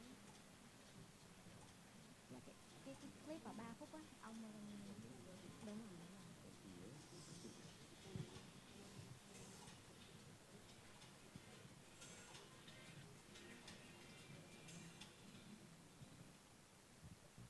So, this is the villa projects in Grand Bay Hạ Long, Quảng Ninh in Vietnam. I think this is for the upper class who want to go there.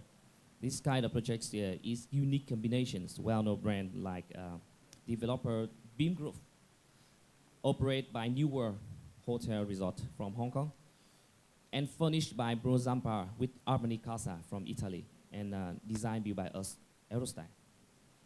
So, from the design perspective, and we combine each brand like Bruno Zampa and Armani Casa into one concept, which can promote more value and both lifestyle and investment. And these brands have very clear values in market. Bruno Zampa is a very famous Italian furniture brand in Art Deco style, while Armani Casa is a famous fashion brand that has a lot of typical fabric. So that's why we combined it into one. So let's see what we can do. Next, moving on. To answer the big question that which had been raised from the beginning of the class, that's it. What the challenges to for the developers, and how to create it the masterpiece that bring timeless value for both developer and customer. Here's the key. So as you can see that there are 3 points that we need. First, maximize efficiency and saving time and resource. Second, save costs while protecting the branding and quality values. And third, increase access values and desirability to buy, reaching ultimate financials and sale outcomes. We strongly advise developers to get the support and guidance from expert companies like us, even from the beginning when you do the projects. This is very important for the whole process. Must be done smoothly. And how to solve that problem? How you can get it? You need a complete solution built from solid foundations. The one have this experience like that. First, visionary investor mindset with thorough understanding of niche market and industry. Second, know-how for many years in service for high-end customer and developers in luxury segment. Third, worldwide range of brand and products in portfolios. And the last one is in-house professional and full teams for sourcing, design, engineering and construction, and marketing. And in the end, let's see, that's what we need. That is our solutions that you can see, powered by Aerostyle. We have this. So this is 6-part diagram, which is complete design build solution. It's fully capable of optimizing benefit for every stakeholder, especially for the developers, even in difficult economic situations in like this year's. So we have 6 parts.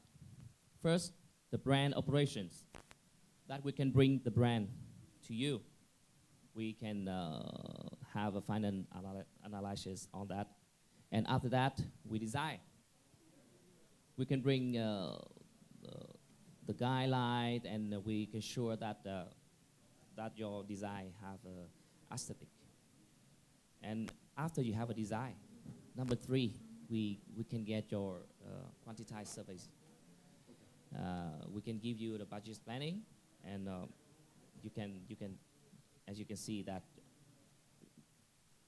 you can get the profit from where and how much. Number 4 is sourcing and logistics. So we have know-how, we have networks with suppliers, so we can bring to you which products from the brand that you want. And number 5, engineering, constructions.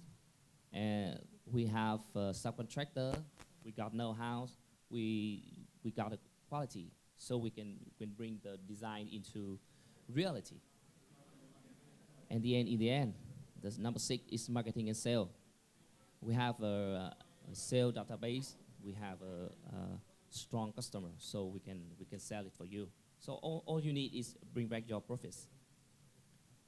So, as you can see, we are the painkiller, and we deal with all the stress and headaches for developers.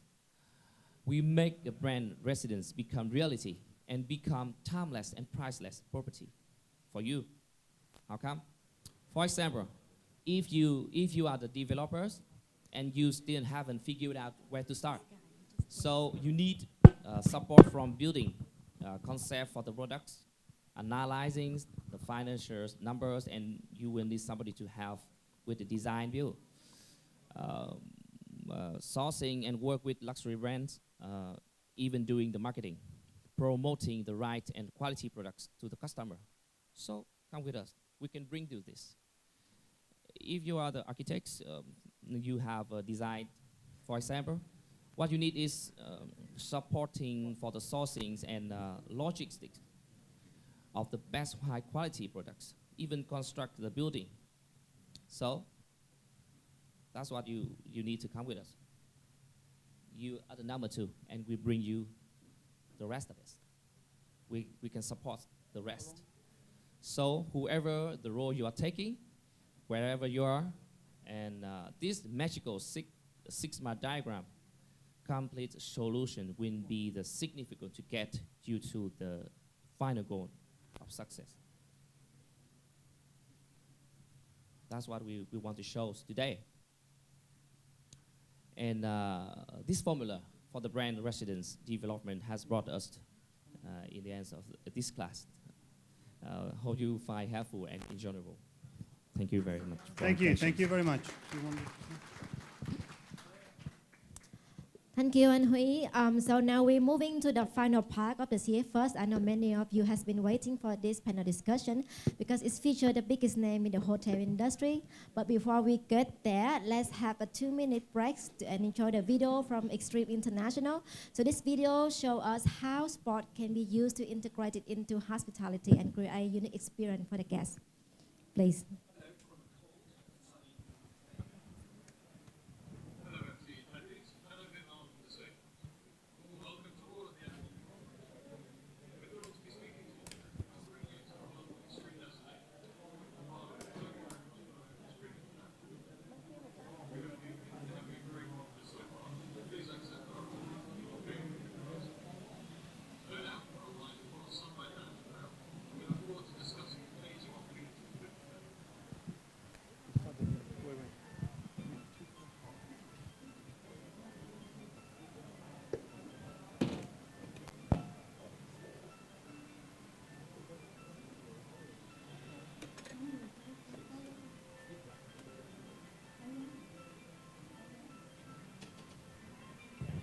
Douglas is using his experience as GM before.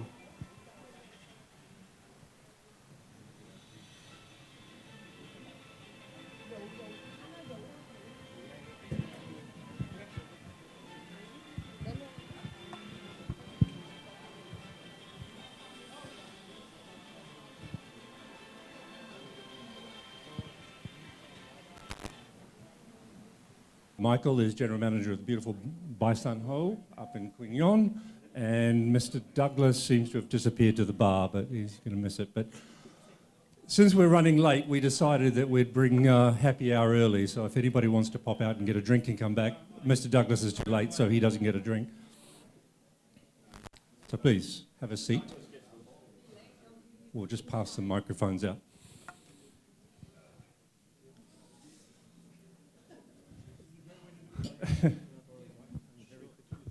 Folks, because this is operations, we wanted to influence your afternoon. We're passing around drinks to everybody joining us this afternoon, so please enjoy. We'll let the drinks get settled a little bit before we get moving. Give you a couple of minutes.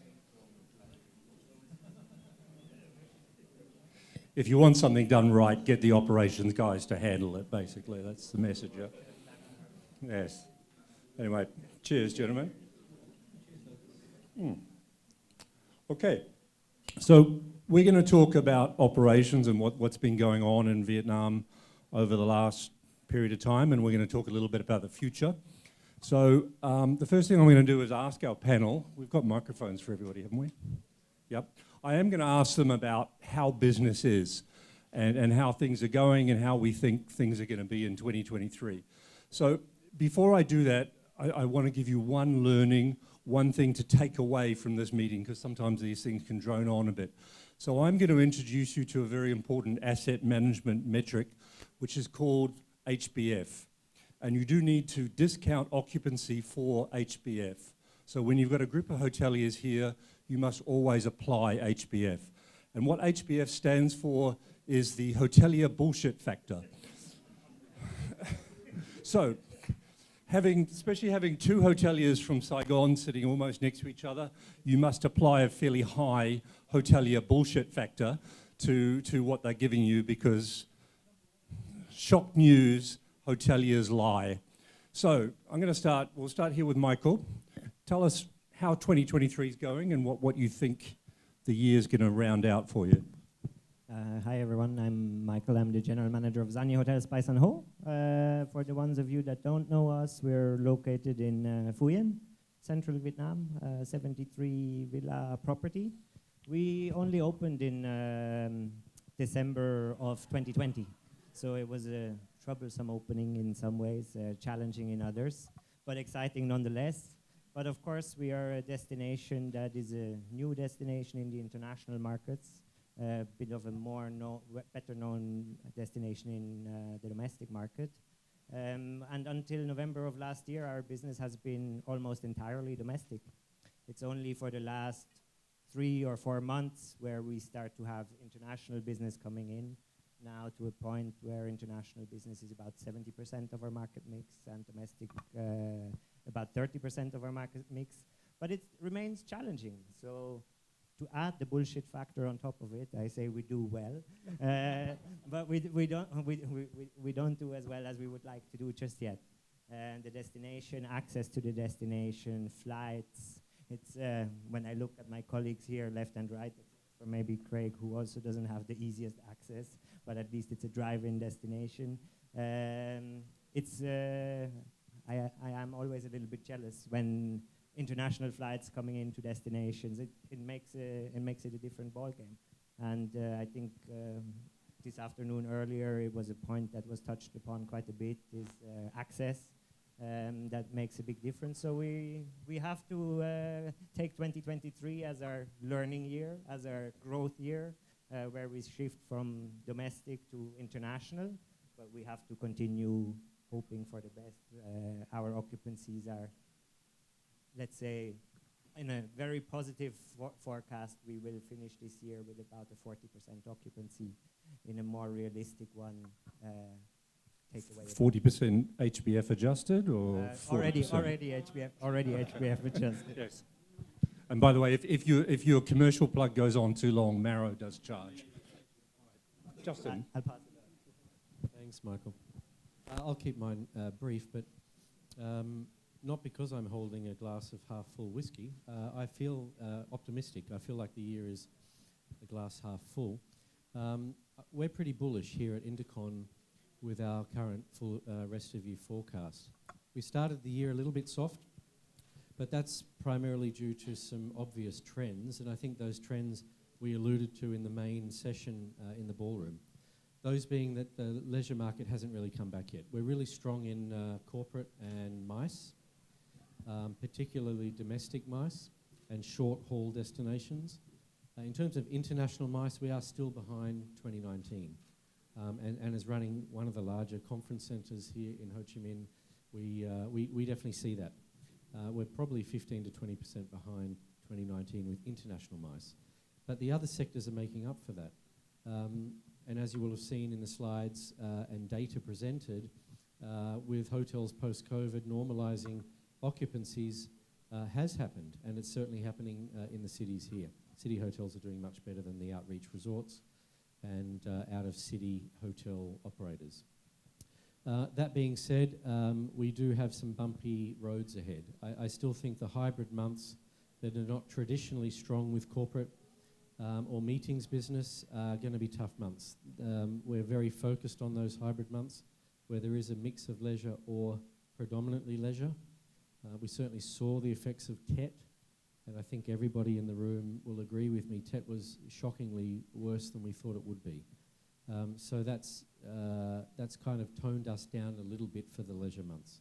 Other than that, I still personally remain quite positive and bullish about the rest of the year. And sorry, just quickly, 2023 is going to be ahead of 2019? No, I don't think it will be. I think close. I think we will be in rate. Yeah. But we probably won't be in total revenues. Okay. Andre, how are things in Da Nang? Hello, I'm Andre. I'm the general manager of the Furama Ariana complex in Da Nang. So Furama is well known. Ariana is known for APEC 2017. And for the advertising part, we're building a new hotel with 1,400 rooms right now in Da Nang as well. Now, coming to the business part, no bullshit. We're doing well in terms of occupancy. We are a resort hotel. Da Nang has a very, very strong tourism office, probably the strongest tourism office in Vietnam, that's why. But yes, our average room rate is far behind. My owners asked me when I did the budget for this year to make the budget for the next 5 years for obvious reasons, cash flow, etc., etc. And we all compare with 2019. All my figures, my reports every day are with 2019. I do not compare with 2022. There's no point. And my forecast for the owner was 2019 is in 2025. I am not as positive as many hoteliers. I think many of my colleagues are desperate for good news and desperate to be positive. When my opinion was, and goes on, you open Vietnam after COVID, that doesn't mean the people come. You tell the Koreans can travel, that doesn't mean they come. You tell the Japanese can travel, that doesn't mean they come. Now you tell the Chinese can travel, that doesn't mean they come. And now you change the visa policy. Nope, that doesn't mean they come. Why? When you look into economical indicators, the most important factor is the market sentiment. And the market sentiment is not there. Is it because of war? Is it because people didn't earn enough money in the last 3 years? Is it because of they still have COVID in the bones, as we would call it in my home country? So, long story short, I take it if 24 is a good year, but I see 25 only being back to 2019. In the meantime, the main problem we are having because of the low ADR and the high occupancy is obviously the manpower cost. Yeah. Mario, how about? Yeah. So walking over here to the Intercon just before heading here, looking at my daily STR, opening it up, and wow, #1 on MPI. So it's great walking over to Justin's hotel and seeing that. In saying that, there's some HBF for you. No, I mean the city's on fire. Like Justin said, Ho Chi Minh is definitely on fire. We've seen a great Q1. Looking ahead to the next 2 quarters is cautious, but we're still quite optimistic. I believe that corporate is the only way forward until we are more lucrative in our visa application promo, which we always keep talking about. We have to become flexible like Thailand or Bali. There have to be more destination marketing. But saying that, our hotel over the past 2 years took the course of redefining our hotel with all our square meters. I'm happy to show you around if you come over.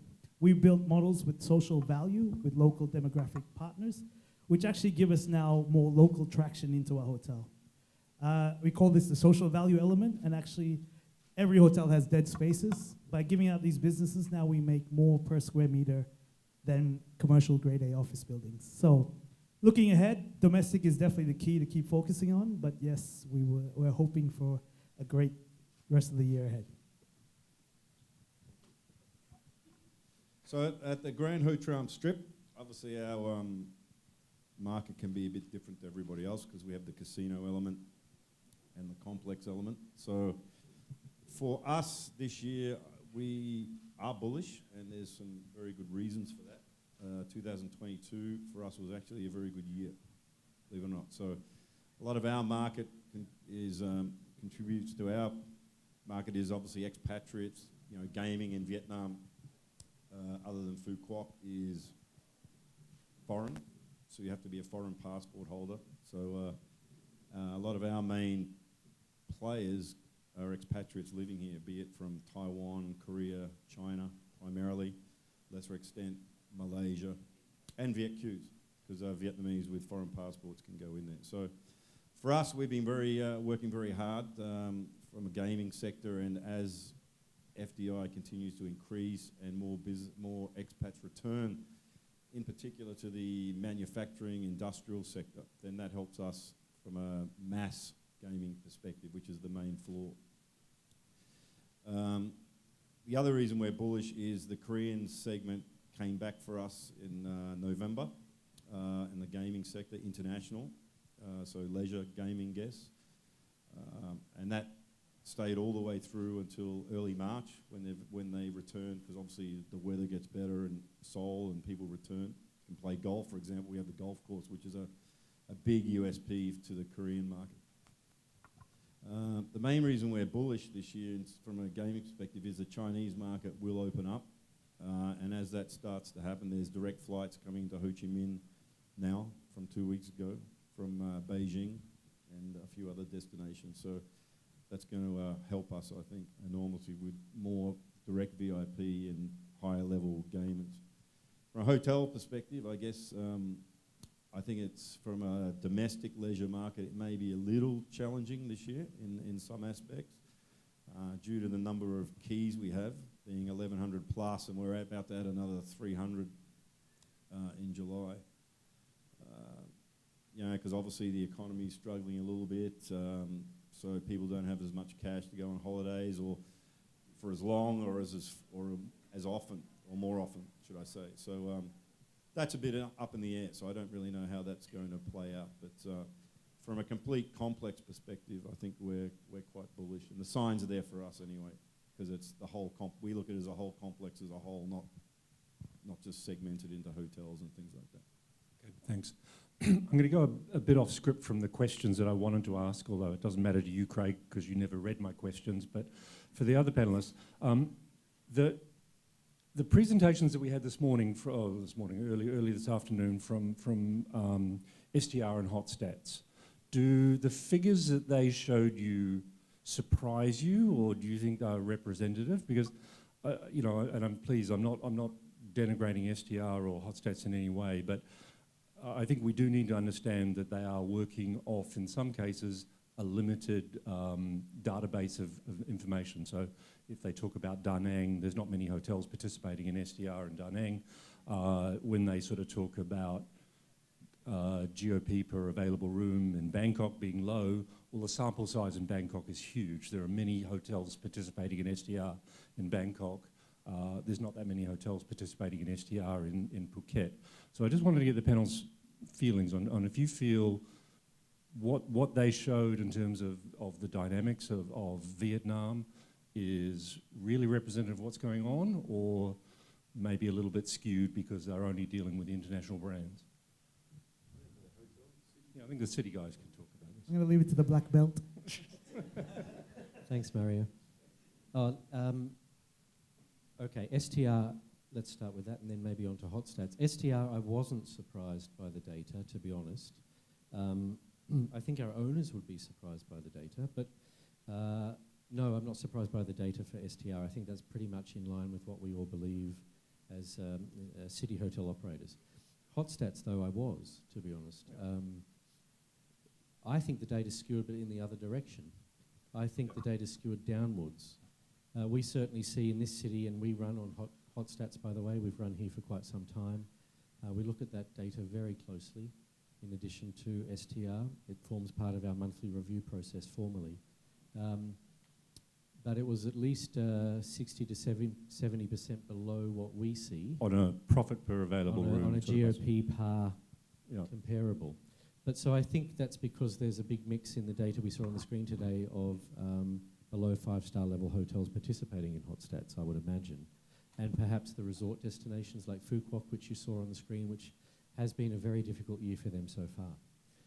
So I think that's pulling the data downwards. So I think it's also risky.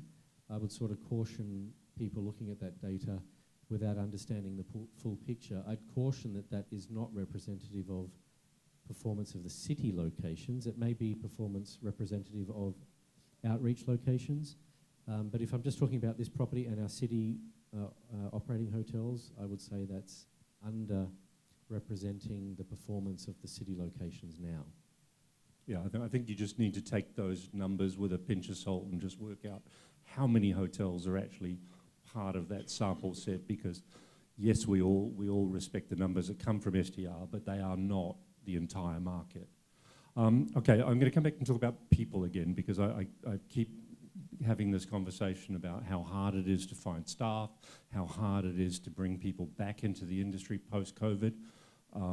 Is it truly a problem, or are we sort of over it now that service charges are increasing and hotels are getting bigger, busier? Are we able to draw the people back that left during COVID? I've got the mic, so I'll quickly start. I've got a couple of theories on this. One is that the people that left us have never come back. I think that's the first point. We're hiring fresh talent. We're really sourcing people that we did not work with in the past or did not work with us. So that provides opportunities, to be honest, because it allows us to reimagine all of our training, but which is important.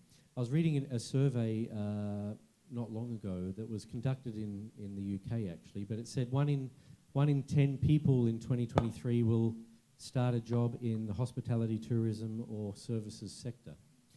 So 10% of all jobs available will go to the hospitality sector, let's say. And then out of that bunch, there were 4,000 graduates of hospitality and tourism management that were surveyed, and they all 84%, sorry, of everybody surveyed said that hospitality, tourism, and the services sector provided the largest job satisfaction amongst all other sectors. And then we kind of stratified this a little bit more and it dug a little bit deeper. What's interesting is that the reason that 84% of those people rated hospitality as the highest job level satisfaction is due to career progression. And I think this is what you're alluding to, Douglas. I think hospitality provides an opportunity for people that work in the field to progress their careers much sooner. We do have very strong fast-track career progression programs in place. I know that this is probably true for all of us here on the panel. And we do recognise talent perhaps sooner than other industries. So you can start in a relatively lower level job and progress through the ranks pretty quickly based on your performance. And it certainly is a performance rewarding industry. So I thought that was quite interesting. So particularly as it relates to big brands like us, we need to get better at personalising and identifying talent rather than providing a cookie cutter style approach across our brands. So that's something that we're hyper-focused on here at InterContinental Saigon. Michael, how about up with you? Is it staffing difficult? Yes, I mean, Justin said something actually quite interesting towards the end. Of course, for us, being a very small brand, we have 5 properties around the world, and not many people, especially the people that we're trying to hire, have ever heard of Zanya Hotels, nor have they ever worked in a hotel, nor have they ever considered a career in hospitality. They mainly were fishermen before. Of course, there is the qualified workforce that has to come from the bigger cities, but our destination is not blessed with a labor pool like the big cities are. And there we see a very similar pattern though. People tend to be very excited by the option of hospitality to broaden their scope, to have new challenges, especially younger women that maybe went to study in the bigger cities. They come back to their hometown. They find in hospitality very rewarding career paths that are a bit more fulfilling than maybe the other jobs that would be available in the rural areas around our property and in so many places in Vietnam. So I think there is definitely 2 sides to it. Yes, there is a lot of qualified workforce that has left the industry, and chances are will never come back wherever they are. They should be happy or will be happy with what they're doing. But there is a huge part of the population that does have the interest, and the beautiful thing, I've been in Vietnam now for 10 years, and one of the main reasons is the people. And the beautiful people that we have in this country that are naturally great at hospitality need to be continued to be developed, appreciated, and I think it's a big, big asset as long as it's part of the hotel storytelling, as part of the concept. This works at every level. We are pricing ourselves at a level that is on a higher scale. We have to do some education for our guests as well, but it's part of our concept to hire locally, to provide opportunities to the local people, and we see tremendous success with that over the last couple of years that we've been operating, so definitely see that as a winning strategy. Okay, great. Andre, how about Dana? Okay, I try not to repeat what the two gentlemen have said already. They said pretty much everything. Let me add 2 or 3 things which always make me think. Point number 1, problematic. Our job as general managers to work on this now is the efficiency of the employees in Vietnam. As nice as they are, I'm sorry, they are amongst the lowest in terms of efficiency in Southeast Asia. My family is for 50 years in Southeast Asia. Now, this is not a mistake. This is not that Vietnamese are not as efficient as others. This is a natural development when a country develops. If you turn back, I'm from Switzerland, we were highly inefficient 80 years ago. Singapore was highly inefficient 50 years ago. Malaysia was highly efficient 30 years ago. But with the success, and Vietnam can be very, very proud of the success of the past 10 years, and it will go on. I have no doubt Vietnam will overtake, for example, Malaysia in GDP in 10 to 15 years. With that growth, there comes a rising living cost. So there we have a problem, because our salaries in the hospitality industry are not attractive, and they are not attractive for the future. So what is the solution? And this is our job. We must tremendously increase the efficiency so that the salaries of the employees can go back to them. And they must see that. When we increase the efficiency, it has to be a win-win situation. It does not have to be we save $5 and $5 now go into the pocket of the hotel company. It has to be it's $5 and yes, maybe $2.50 go for the hotel company, but the other $2.50 are increased salaries because you are more efficient. Win-win situation, and that will set the future. That's one thing I want to mention. I know that's a long discussion on its own. The second thing, I was lately talking at the hotel management school, and I was talking with the young people. And yes, a lot of young people want to go to the hotel industry. But as a matter of fact, I notice in Vietnam, there is no marketing that hotel industry is something beautiful. We all tell our HR managers when we need a new chef, put a nice picture with a chef smiling in a newspaper, and that's the marketing we do. Well, chef wanted for Furama Hotel, chef wanted for Melia Hotel. But there is actually no campaign, no tourism organization, no panel like you have it in other countries, which were actually telling the people, hey, hotel industry is a beautiful profession. It is sexy. It's much, much more than what you think. I mean, just let me give you an example. 30 years ago, I'm that old, I'm sorry. I started my career as a chef. Being chef was not sexy at all. Being chef was a hard job. It's still a hard job. But people by Gordon Ramsay made being a chef the most sexy job in the world. And now they have the problem, like for example in France, that some Michelin star chefs say, you know what, we have so many young people, they want to become a famous chef, but they all forget they have to do hard work first. But having said so, we need to work also on the mindset of the people, because on one hand, people want to go into the hotel industry. On the other hand, people know, and the millennials know, it's hard work. You cannot play with your handphone with the same salary you have when you work in a mobile phone shop. I get my 5 million dong in a mobile phone shop, and I can play the whole day on my mobile phone. I cannot do that when I'm a waiter, and I have to work in the night shift. And yes, I have career opportunities, but then again, it's on us to give those opportunities to the Vietnamese. And this is the last point, and there I totally agree with you, and I said that in the hotel school as well. Actually, it's an amazing moment for a young Vietnamese to join the hotel industry. When I was in Malaysia 20 years ago, there was a panel discussion. I was one of the audience with British school teachers, hotel schools. And one of us, a Malaysian, he stood up and threw a question at the face of the teachers from the British school and says, why should we send our kids, why should our parents send us to a British hotel management school if all the jobs are for the expats anyway? And this is to some extent even the case in Vietnam right now, but this is the time it changes in Vietnam, because you heard today, 63,000 new hotel rooms, you need Vietnamese to be the managers there. Malaysia, you go now, you maybe find 5 top hotels in Kuala Lumpur with expat GMs, everyone else from from InterContinental to Ritz-Carlton to Nikko, they are all Malaysians. And Vietnam will have the same development. In 10 to 15 years, all the youngsters who are willing now to go that way, I agree with you, they have amazing career opportunities. Vietnam needs hundreds of GMs, hundreds of HODs. So yes, it's a great time, it's a great opportunity.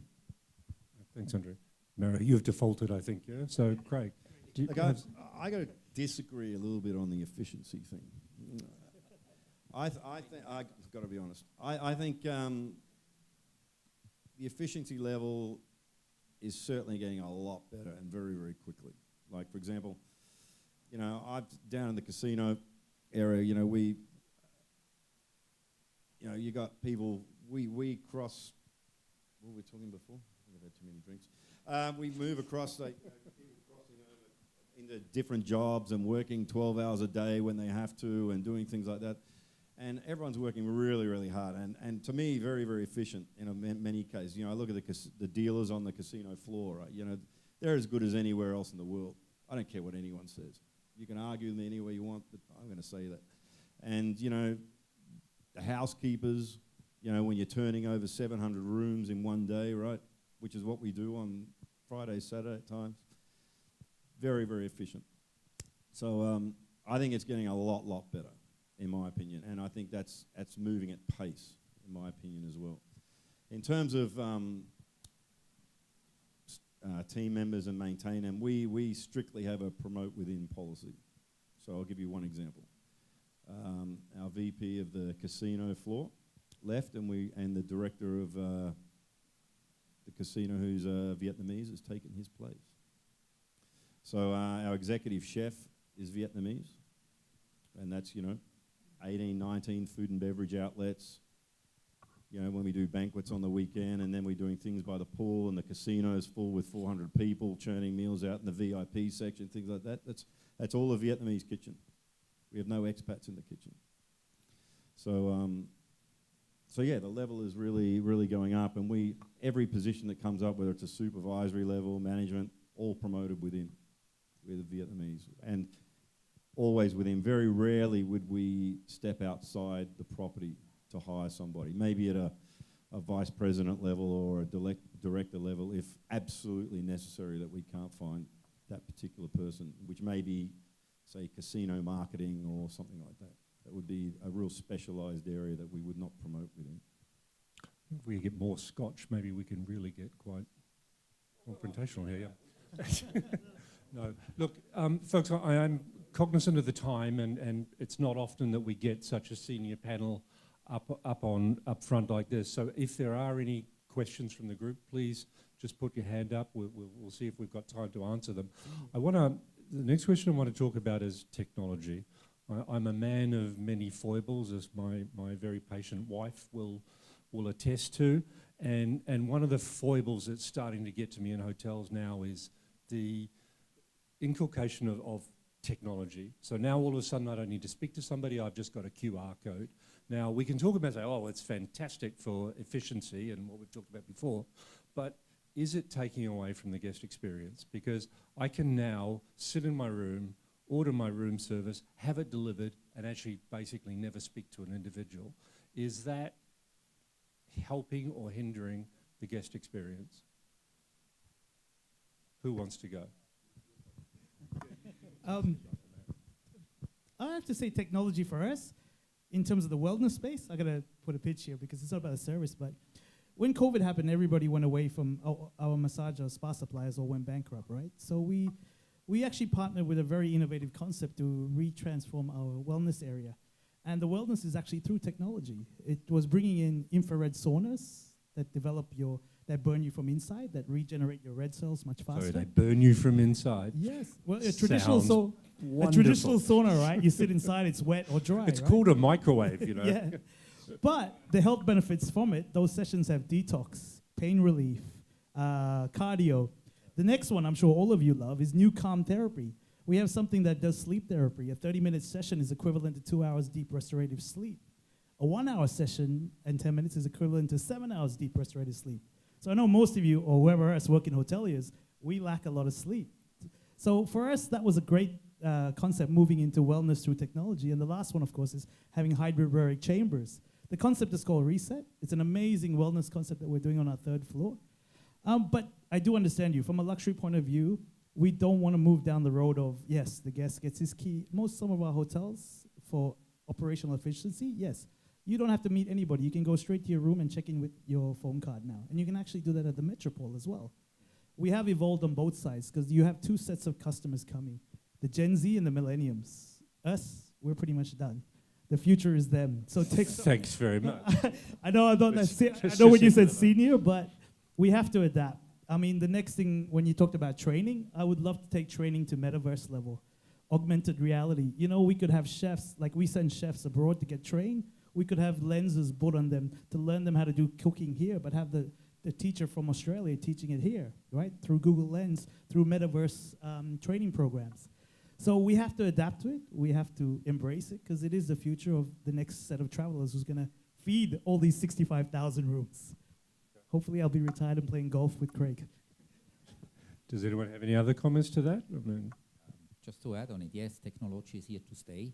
Stop discussing about ChatGPT right now, if it's good or not, like all over the world. Forget it, ChatGPT is here. You got to live with it. You got to work with it. It has always been like that, and it is like that. That's how we function as human beings. I think technology, like he says, is a great tool, will help us a lot back of the house. Front of the house, the brand has to decide. The hotelier in the smaller, in the boutique hotels, in the individual hotels, has to decide, and then the customer will decide. Technology adds just a new level of options. Let me say food and beverage. There in my hometown in Switzerland, there is a restaurant, the service, everything is fully done by robots. You don't see a waiter anymore. And guess what? I go with my children once in a while there because it's great fun. There is a market there. But yes, the next day you will find me in the good old-fashioned fine dining restaurant with my wife, you know. So there will be different levels of hotels with QR code, without QR code, with telephone operator, without telephone operator, and then let the guest decide. End of story. Okay. Anyone else want to add to that? Well, I just think we're in the world of instant gratification. Anything that a customer wants, they can find out within 10, 20 seconds on their device. I think us as operators globally and as GMs feeding back to brands, if we're in a branded environment, it's important to allow technology to be sort of unseen in some sense, in my opinion, particularly in the luxury space. So I think you're never going to do away with face-to-face contact, nor I think do we want to. But after that, look, if you think about technology, even the basics of technology now, how long does it take you to get a check printed after a coffee? I mean, very basic things we don't get right. You know, sometimes you still sit there for 2 or 3 minutes, which feels like 10 minutes, waiting for a check to pay a bill that never comes. And I think so we have to take a step back and say, are we even getting the basics right, in my opinion? And then technology should be the connector.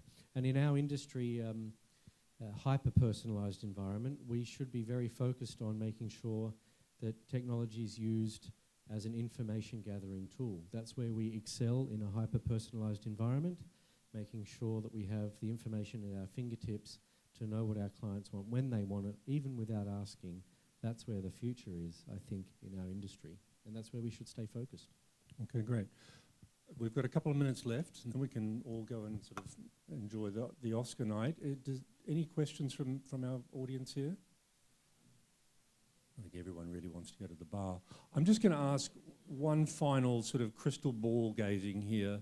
2019, we had 18 million arrivals into Vietnam.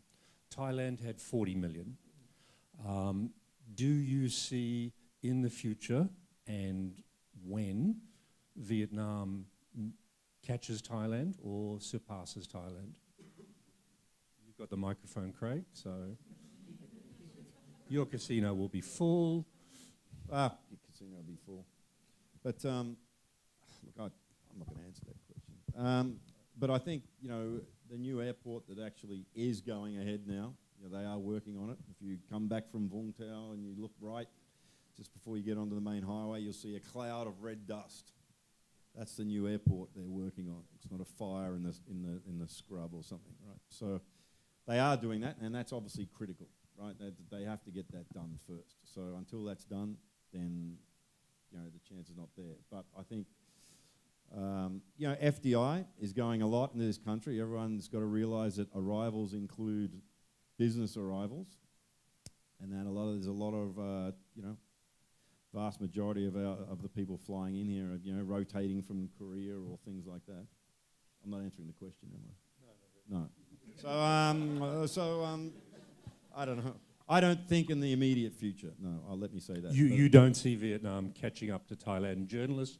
No, I Craig do. Douglas. I do. Craig I mean, in the Douglas immediate at future. hotram.com. I will say, okay, if I'm going to say that, you're right, I didn't think about that. So I would say, you know, once the new airport opens and a lot more flights are able to land here. Right now they're starting to go 24 hours a day, right? They're landing at, you know, you're coming in from, you know, I arrived from the US the other week and landed at midnight or whatever it was on Korean Air, right? So there's all this type of thing. So once the new airport opens, I think it has a very good chance of catching Thailand, is my opinion. Okay. Mario. You can go yes, no if you want. Yeah, to make it very short, 2019, you can't, look, to compare Thailand has a return ratio of 2.8 to 3 per Yes, guest. correct. Vietnam, even in 2019, only was 0.8 to 1. Yep. We are really optimistic in May when the assembly is going to meet to redefine the visa policy. Yes, if that happens, we'll definitely see a big increase compared to 2019. Okay. But the short answer to Thailand, no, definitely not yet. Okay. But double of 2019 will be great to start. Any journalists, general manager from the Sofitel, just around the corner. Yeah, no, we've got a TV here. I'll leave Andre. the room with you together then. No. Now, I try to make this short. Vietnam missed an amazing opportunity during COVID. I always said to my friends during COVID, the ones who know who are into Formula One races, they know what I talk about. I always said during COVID is like a Formula One race and then an accident happens. Because then they have the red flag. And all the cars during the red flag zone, they get together again. So even if you have been 500 meters ahead of the others, you're all together again. And it's a fact that Thailand is the leader in Southeast Asia and is far, far ahead of everyone else, except Singapore maybe. And that was the red flag, which put every country back to the starting line. I even spoke to certain people from VNTA then, and I said, you got to take this opportunity. You got to gear up your engine, and when COVID is over, let all the cars race full speed. It's your chance to start from zero with Thailand again. It didn't happen, and that is part of the belief why I think it will take a long time. Vietnam has no doubt the potential to overtake Thailand. I love the slides from Mauro today, where he said, is it Zappa or is it Switzerland and all that?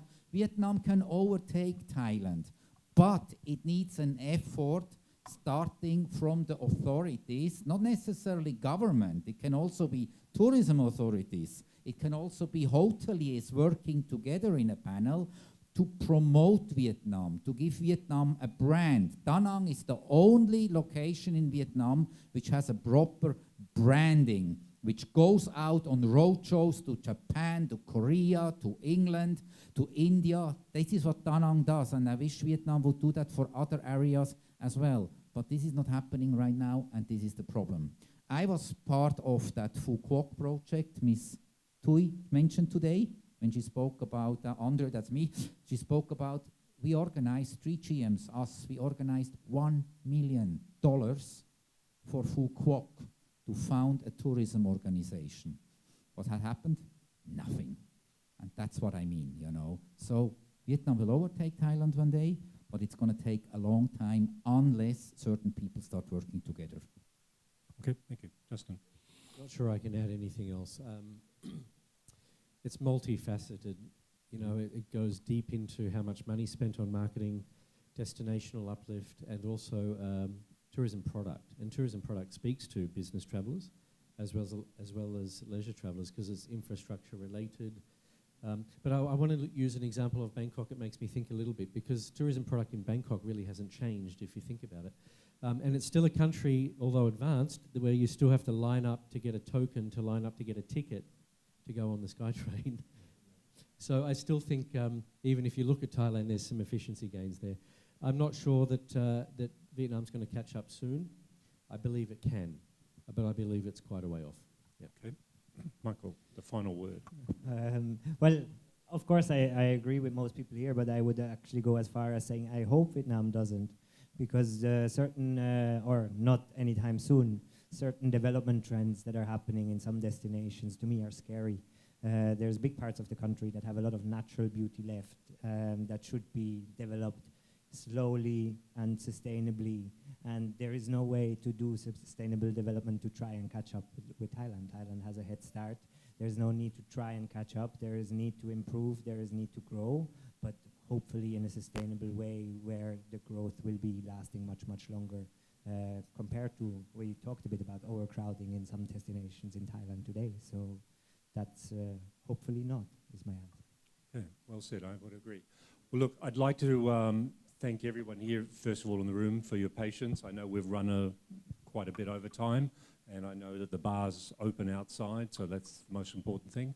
I'd like to thank our panelists, appreciate the discussion. Hopefully it's nice and open. The journalists have got your names, your email addresses. So, anyway. Wait till the playback. Thank you very much, everybody. Thank you for coming. Thank you. Thanks, Douglas. Thank you. Thanks so much. Thank you.